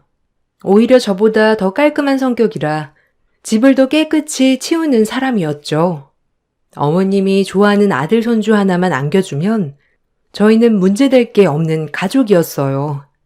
그렇게 결혼한 지 6개월 정도 지났을까요? 시어머니께서는 아이를 보채기 시작했습니다. 저희도 아이를 기다리는 입장이었기에 어머님의 그런 행동들이 많이 부담스러웠죠. 그래도 애초에 원하시던 게 손주였으니 오죽할까 싶었네요. 예, 이번 달도 소식 없니? 아니, 너희 혹시 나중에 가지려고 하는 거 아니지? 6개월 정도 됐으면 아기가 들어설 법도 한데. 에이, 어머니. 아직 결혼한 지 6개월밖에 안 되기도 했고 저희도 노력 중이에요. 뭐 생기겠죠. 조금만 더 기다려주세요. 어떤 집은 결혼하자마자 들어선다는데 너무 문제 있는 거 아니냐? 병원에서 검사라도 받아봐야 하는 거 아니야? 네? 아직 젊은데요, 뭐. 그리고 1년이 지난 것도 아니고 몇 개월밖에 안 됐는데 검사는 조금 생각해 볼게요. 내가 이래서 일을 그만두라고 했던 거다. 3교대 하면 밤에 나가는 일도 많을 텐데 언제 애가 들어서겠니? 에휴. 어머님은 결혼 전에 비추지 않던 모습들을 종종 비춰 보이곤 하셨죠. 아이 얘기만 나오면 표정도 안 좋아지셨고 저에게 문제가 있는 거 아니냐며 은근슬쩍 검사를 받아볼 것을 권유하기도 하였고요. 기분이 많이 나빴지만 참았어요. 모르고 결혼한 것도 아니니까요. 이번 연도 안까지 기다려보고 서준 씨랑 같이 검사해 볼게요. 그리고 일하는 거랑은 전혀 상관없으니까 안심하세요. 안심하긴. 애가 들어섰어도 벌써 들어섰어야 하는데 6개월이나 지났는데도 깜깜무소식이니. 내가 조바심이 나서 그런다. 그리고 서준이는 검사를 왜 받아? 우리 아들은 문제 없다. 너부터 받아봐라. 너 내가 말했지? 난 아들 손주 하나면 된다. 어머님은 저에게 문제가 있는 것이라며 검사를 재촉하셨지만 아직 시기상조 같아 검사를 미뤘습니다. 이게 반복이 되니 어머니와도 고부 갈등이 생겼죠. 철저히 손주 문제 때문에 어머니와 갈등이 빚어졌어요. 어머님이 아이에 집착할수록 저는 남편에게 이야기를 하면서 불만을 토로하는 일이 많아졌죠. 행복할 줄만 알았던 결혼 생활이 점점 기분 나쁜 일로 얼룩져 갔습니다. 어머님, 오늘 또 왔다 가셨어. 나 출근하는 거 정말 싫어하셔. 일하는 것 때문에 애 안 생긴다고. 자기가 말 좀 해주면 안 돼? 아, 엄마 알잖아. 결혼 전부터 손주만 낳아달라고 했던 거 그냥 그러려니 해. 옛날 분이라 그러셔. 네가 이해하면 안 돼? 오죽하면 내가 자기한테 이런 말을 하겠어. 좀 작작하셔야지. 한 달에 한 번씩 꼬박꼬박 이번 달은 소식 없냐 이러시는데 우리가 무슨 몇 년 된 부부도 아니고 고작 6개월인데 오늘은 나 검사 받아보라고 하셨어. 자기가 옆에서 말 좀 잘해줘. 아, 알겠어. 내가 엄마한테 잘 알아듣게 설명할게. 그러니까 너도 좀 그러려니 해봐. 엄마가 외로우셔서 그런 거니까. 알겠어. 나도 그러려니 둥글게 생각할게. 자기한테 짜증내려고 한 건 아닌데 오늘 어머님이 검사까지 받아보라고 막 화내시니까 나도 모르게 스트레스 받았었나 봐. 자기가 이해해주라. 요즘 일도 그렇고 몸도 지치고 심적으로도 그러네. 알겠다며 저를 토닥여주는 남편을 보고 괜히 화를 냈나 싶어 미안한 마음이 들었어요. 그리고 어머님의 손주 집착은 아들이랑 단둘이 외롭게 살아서 그런 거라며 이해해보려고 했고요. 만약 이번 연도 안에 정말 임신이 되지 않는다면 남편과 난임병원을 꼭 가봐야겠다고 생각했습니다. 그렇게 시간이 흘렀고 결혼한 지 1년이 되었죠. 역시 저희에겐 임신 소식이 들리지 않았네요. 너 조금만 기다려달란 게 벌써 1년이다. 이래도 내가 널 보채는 거냐? 애초에 진작 검사 받아봤으면 얼마나 좋아? 죄송해요, 어머니. 내일 병원 예약이라 가볼 거예요. 저랑 서준 씨 젊으니까 금방 생길 거예요. 좀 기다려주세요, 어머니. 너 일이 문제라니까. 내가 그렇게 삼교대 하지 말라고 했는데 고집을 부려서 너 아주 사람 화나게 하는 것도 가지가지다. 일이랑은 상관없어요, 어머니. 저희 병원 직원들, 임신한 직원들도 많고요. 그러니까 임신이랑 일은 엮지 말아주세요. 아니, 밤에 집구석에 들어와야 애가 생기지. 밤에 기어나가는데 애가 생기겠냐? 아유, 속 터져. 미련해서 애원. 너 결혼 전엔 안 그러더니 왜 이렇게 미련충이가 됐냐? 내 말 못 알아듣냐? 내가 너한테 많은 거 원한 것도 아니고 고작 임신인데 남들 다 아는 임신 하나 못해서 내 입에서 큰 소리를 나게 만들어? 아유, 열불나 진짜. 내 친구들은 벌써 할미 소리 들어가면서 어찌나 자랑을 하는지. 1년이 돼도 임신이 되지 않자 어머님은 더 큰 소리를 내며 저를 다그쳤어요. 저 역시도 이젠 진짜 병원에 가봐야겠다고 생각했고요. 다음 날이 되어 전 난임병원에 갔습니다. 남편도 무조건 같이 가려고 했지만 스케줄상 저 혼자 가게 되었어요. 약간 남편이 꺼려하기도 했고요. 저부터 먼저 검사를 받아보자는 생각으로 이것저것 검사를 받았죠. 나팔관 조영술부터 시작해서 난소 나이 검사까지 모든 검사를 마친 후 결과는 놀랍게도 정상이었습니다. 기능들도 다 좋다고 했고요. 그래서 의아했네요. 임신이 왜 안 되는 건지. 아무래도 남편분도 오셔서 정액검사를 해보셔야 더 정확하실 것 같은데요. 두 분 다 문제가 없는 경우에는 원인불명 난임이 되기도 하고요. 남편분의 정자에 문제가 있는 걸 수도 있고요. 요새는 남자 문제로 난임인 경우도 굉장히 많아서요. 아, 그럼 저는 문제 없는 걸까요? 자궁이라든지 난소 나이라든지 그래도 저도 30대라 걱정이 됐거든요. 비타민 D 수치가 좀 떨어져 있는 거 말고는 문제 없으세요. 난소 기능도 괜찮으시고요. 이런 경우엔 남편분 검사에 따라서 자연 임신을 더 시도해 볼지 아니면 인공수정이나 시험관을 할지 결정이 될 것 같네요. 빠른 시일 내에 남편 정액검사 예약하세요. 순간 망치로 머리를 맞은 듯 했습니다. 제가 아닌 남편 쪽에 문제가 있을 수도 있다니요. 이 얘기를 어떻게 남편에게 꺼내야 할까 싶어 머릿속으론 고민을 거듭했죠. 그래도 아이를 낳아야 하니 말을 할 수밖에 없었어요. 그래서 결국 남편에게 얘기를 꺼냈죠. 저기, 나 오늘 병원 다녀왔는데 지난번에 검사한 거 있잖아. 아무 문제 없다고 하는데 아무래도 난임병원이니까 남편도 검사받길 권유하더라고. 자기 혹시 시간 맞춰서 병원 예약할 수 있어? 어머님도 아기 너무 기다리시니까 나도 마음이 좀 급해지네. 뭐? 내가 검사 받으라고? 나는 문제 없다니까. 그럼 생기겠지. 너도 문제 없다며. 조금만 더 기다려보자, 그럼. 남편은 앉아서 이렇게 태평한 소리만 하고 있었죠. 정작 시어머니에게 닥달당하는 건 저였거든요. 저는 가만히 있을 수 없어 남편을 몇 날 며칠 설득하여 결국 검사를 받게 했습니다. 이것조차도 마음에 안 들었지만 한 번만 검사한다는 조건으로 검사를 했죠. 결과는 남편의 기형정자가 문제가 되었어요.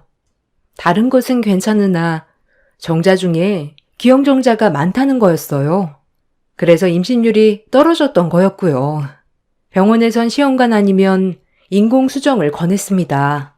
자연 임신도 가능하긴 하나 확률이 희박하다는 것이었죠. 결국 전 인공수정을 먼저 해보기로 하였어요. 시어머니한테는 둘 다 문제가 없지만 조금 더 확률을 높이기 위해 진행을 한다고 했고요. 시어머니는 이것조차도 탐탁지 않아 하셨지만 설마 아들이 문제가 있다는 것을 알면 많이 상심할까 싶어 말하지 않았어요.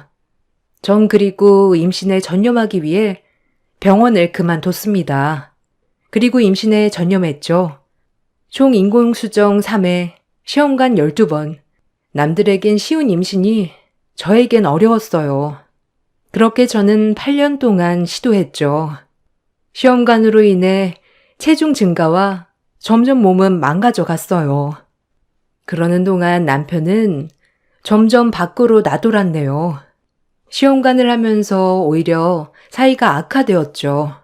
임신을 포기하지 못하는 저와 그런 저를 이해하지 못하는 남편과 갈등이 쌓이다 보니 남편은 점점 저에게서 멀어져 갔어요.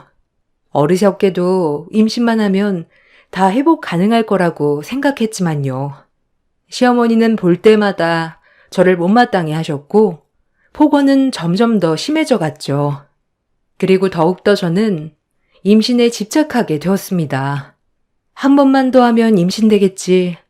그 생각의 반복으로 결국 13번째 시험관을 시도하게 되었어요. 너랑 결혼을 허락하는 게 아니었는데 지금이라도 서준이 나가서 애 하나 만들어 오라고 해야겠다. 너도 할 말 없지? 어머니, 저도 노력하고 있어요. 병원에서 문제가 없다지만 그래도 요새는 원인 불명도 많아서 열심히 하고 있다고요. 이렇게 애 못 낳을 줄 누가 알았냐고? 어휴, 결혼 전에 진작 산부인과 진단서랑 다 떼봤어야 했는데, 어휴, 내가 바보지. 확연히 남편에게 문제가 있음에도 시어머니는 당연히 제 문제인 줄만 아셨고 저를 볼 때마다 저렇게 모욕을 줬네요. 전 결혼을 하고 한 번도 마음 편할 날이 없었어요. 그리고 정말 선물처럼 13번째 만에 임신이 되었습니다. 너무 기뻤어요. 고생 끝이다 라고 생각하며 행복한 생각만 했었죠. 제가 임신을 하니 어머님도 많이 기뻐하셨고요. 밖으로만 나돌던 남편도 제가 임신했다는 소리에 기분이 좋은지 그날은 꽃도 사다 주더라고요. 시험관을 시작하고 처음으로 다시 옛날의 남편으로 돌아온 것 같아 기뻤어요. 하지만 이 기쁨도 오래가진 못했습니다. 임신 중 행복하기만 해도 모자란데 남편에게 여자가 생겼다고 알아버렸죠. 남편이 밖으로 놔두는 건 알았지만 그래도 여자를 만나거나 하는 줄은 상상도 못했네요. 결벽증이 있는 남편이었기에 여자 문제가 있을 줄은 상상도 못했습니다. 그때부터 남편의 휴대폰을 염탐하기 시작했어요. 남편의 바람녀는 같은 병원 간호사더라고요. 어이가 없었습니다. 하지만 힘들게 얻은 내 예쁜 아기, 아빠 없는 자식을 만들고 싶지 않았기에 꾹꾹 참았어요. 얼마나 눈물을 흘렸는지 그때만 생각하면 답답하네요. 그리고 그렇게 모른 척하던 나날 중 드디어 뱃속의 아이의 성별을 알게 되는 날이 되었죠. 시어머니는 성별을 알기 전부터 아들 같다며 아들일 거라고 확신하셨어요. 아닐 수도 있다는 생각에 어머님을 진정시켰지만 소용없었죠. 또다시 그 부분이 부담으로 다가왔어요. 그리고 기다리던 성별 아는 날, 저희 아기는 바로 딸이었습니다. 저한테는 눈에 넣어도 아프지 않은 딸이었지만 시어머니는 결과를 듣자마자 대답이 없으셨어요.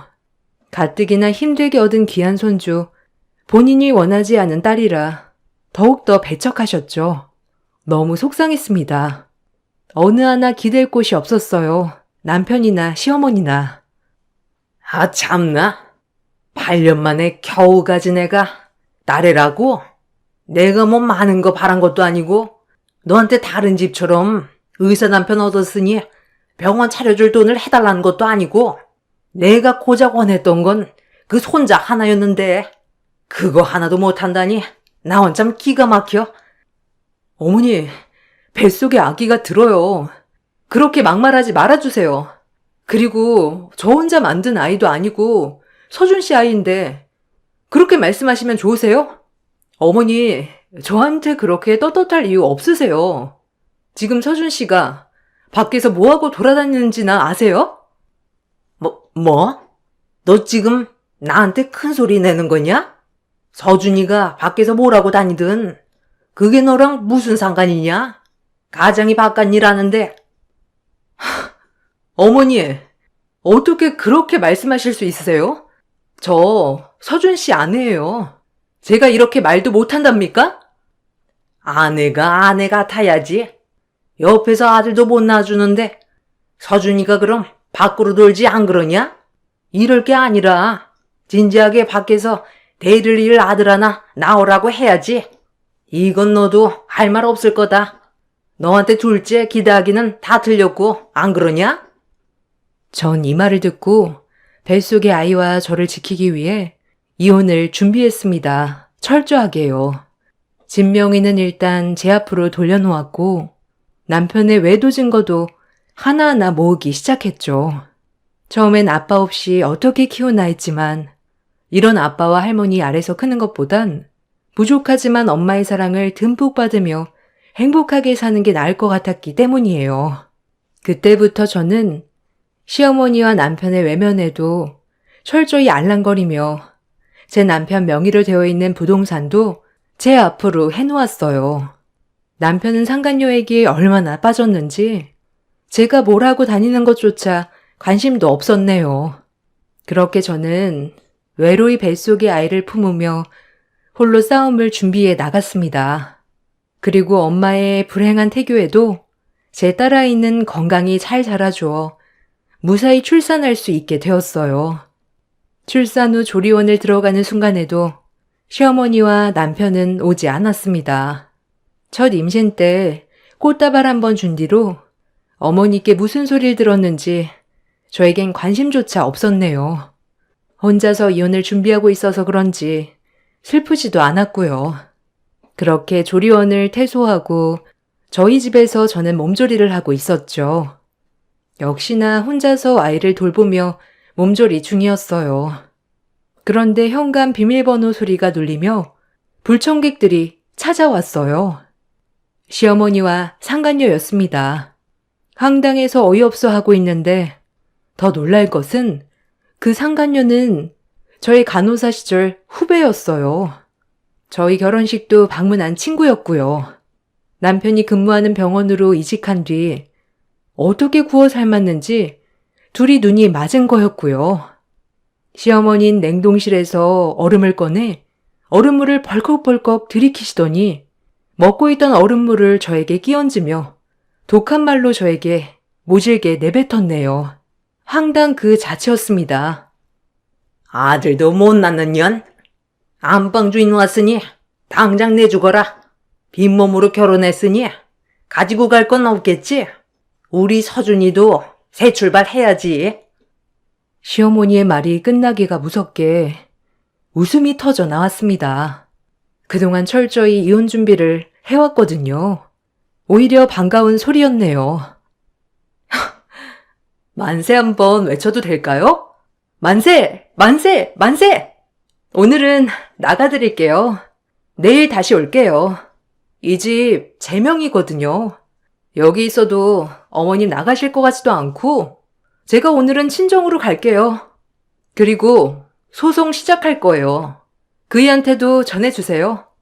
아참, 우리 남편이 널 만날 줄은 몰랐네. 너 내 남편 고자인 것도 아니? 내가 시험관을 왜 13번을 했는데 남편이 말 안 하디? 어머님, 아들 어떡해요? 그래요. 어디 이 상간녀한테 아들 손주 보시고 잘 살아보세요. 오히려 감사하네요.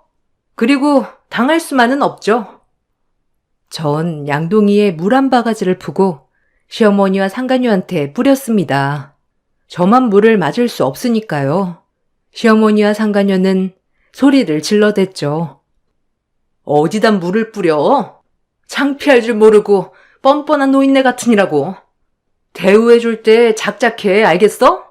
그리고 너 고자랑 잘 살아봐라. 하고 저희 딸을 데리고 뛰쳐나왔습니다. 바로 변호사 사무실로 향했죠. 그리고 다음날 소장을 보냈어요. 이혼 소장. 물론 후배 상간녀한테도요. 그리고 전 어느 정도의 재산을 제 명의로 해놓았기에 남편과 시어머니는 길길이 날뛰기 시작했죠. 아주 고소했습니다. 네가 재산을 빼돌려? 그게 무사할 것 같아? 하나 미친 것? 아주 독한 것?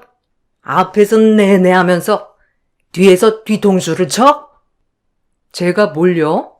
저 이 집에서 이 정도는 누릴만 하지 않나요? 남편 외도에 시어머니 폭언에 이 정도는 제가 당연히 받아야죠. 뭐? 당연해? 그게 어떤 재산인데? 내가 너 같은 걸 들이지 말았어야 했는데. 아이고, 집안을 말아먹었네. 저것 때문에. 어머님, 멍청한 아들을 탓해야죠. 여자에 미쳐서 지 재산 털리는 줄도 모르고 저러고 돌아다녔는데 안 그래요? 아니, 자기가 저한테 양도해준 것도 많아요. 제가 이럴 줄 몰랐겠죠. 자기 편하게 돌아다니려고 아무 말 없이 해준 거겠죠? 멍청한 아들을 탓하세요. 아셨어요? 의사면 뭐예요? 상식이 없는데. 의사 빼곤 볼 거 있나요? 참나, 어이가 없어서. 네가 내 뒤통수를 칠 줄 알았냐? 세금 덜 내게 한다고 도장 찍으라고 할 땐 언제고? 날 이용해? 네가 그러고 무사할 줄 알아? 넌 닥쳐. 할 말도 없으니까 너한테는. 내가 너 때문에 고생한 것만 생각하면 이가 갈려, 알아? 그래도 고맙다. 덕분에 노후엔 편해졌어. 내 딸이랑 나랑 잘 먹고 잘 살게. 그게 애비 된 도리라고 생각해. 어차피 크면서 애비 노릇 할 일 없을 테니까. 알겠니? 이 멍청이야. 워낙 건물이 많아 세금을 조금이라도 덜 내려고 제 앞으로 명의 이전 해준 것들이 자기 발등을 찍은 거였죠. 멍청한 사람 같으니라고. 밖으로 나돌기 위해 귀찮으니까 그냥 바로 찍어준 도장들이 이런 결과를 불러올지 그땐 몰랐겠죠. 참 한심한 인간이네요. 남편과 제 사이에 아이도 있기 때문에 양육비도 지급받을 수 있었어요. 그리고 결과는 제가 승소했고 친권, 양육권 모두 저에게 있었네요. 시어머니는 아들의 정자가 기영정자라는 소리에 쇼크를 많이 받았고요. 하자 있는 게 며느리가 아니라 자기 아들이었다니. 후배 간호사도 남편의 재산을 보고 접근한 것 같은데 어느 정도 저한테 분할해주고 나머지 제 명의로 해놓은 것 빼면 의사 빼곤 볼 게 없는 남자기에 소문에 헤어졌다고 하더라고요. 얼마나 고소하던지. 이혼을 하고도 눈물 한 방울 안 나왔어요. 그나마 그 끔찍한 곳에서 저희 딸아이를 만난 것이 가장 큰 선물 같았어요. 그리고 저는 싱글맘으로서 홀로서기에 도전했습니다. 엄마의 도움으로 딸을 양육하며 제과 제빵을 배워 지금 운영하고 있는 제과점을 조그맣게 오픈했고요. 가게 자리가 좋아서 그런지 오픈 때부터 지금까지 바쁜 나날을 보내고 있네요. 딸아이는 저희 엄마와 아빠 그리고 제 사랑 덕분에 해맑게 크고 있는 중입니다. 시어머니는 딸이라고 그렇게 무시하더니 자기 아들이 대를 잇기 힘들다고 느꼈는지 딱 한 번 제 딸을 보고 싶다고 연락이 왔고요.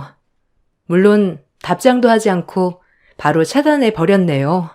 이제 그 집구석이라면 끔찍하거든요. 제 인생에 있어 정말 후회스러운 결혼이지만 정말 인생 공부를 톡톡히 할 수 있었어요. 살면서 후회를 절대 안 할 순 없겠지만 후회를 만회하는 법도 배웠고요. 그리고 이젠 제 딸아이의 엄마로서 부끄럽지 않은 삶을 살려고 노력하고 있습니다. 글을 쓰다 보니 참 수고했다 나 자신이라고 생각이 드네요. 앞으로도 더 열심히 살아가야겠다 느끼는 중입니다. 이 글을 읽으시는 분들, 제 글 읽어주셔서 너무 감사합니다.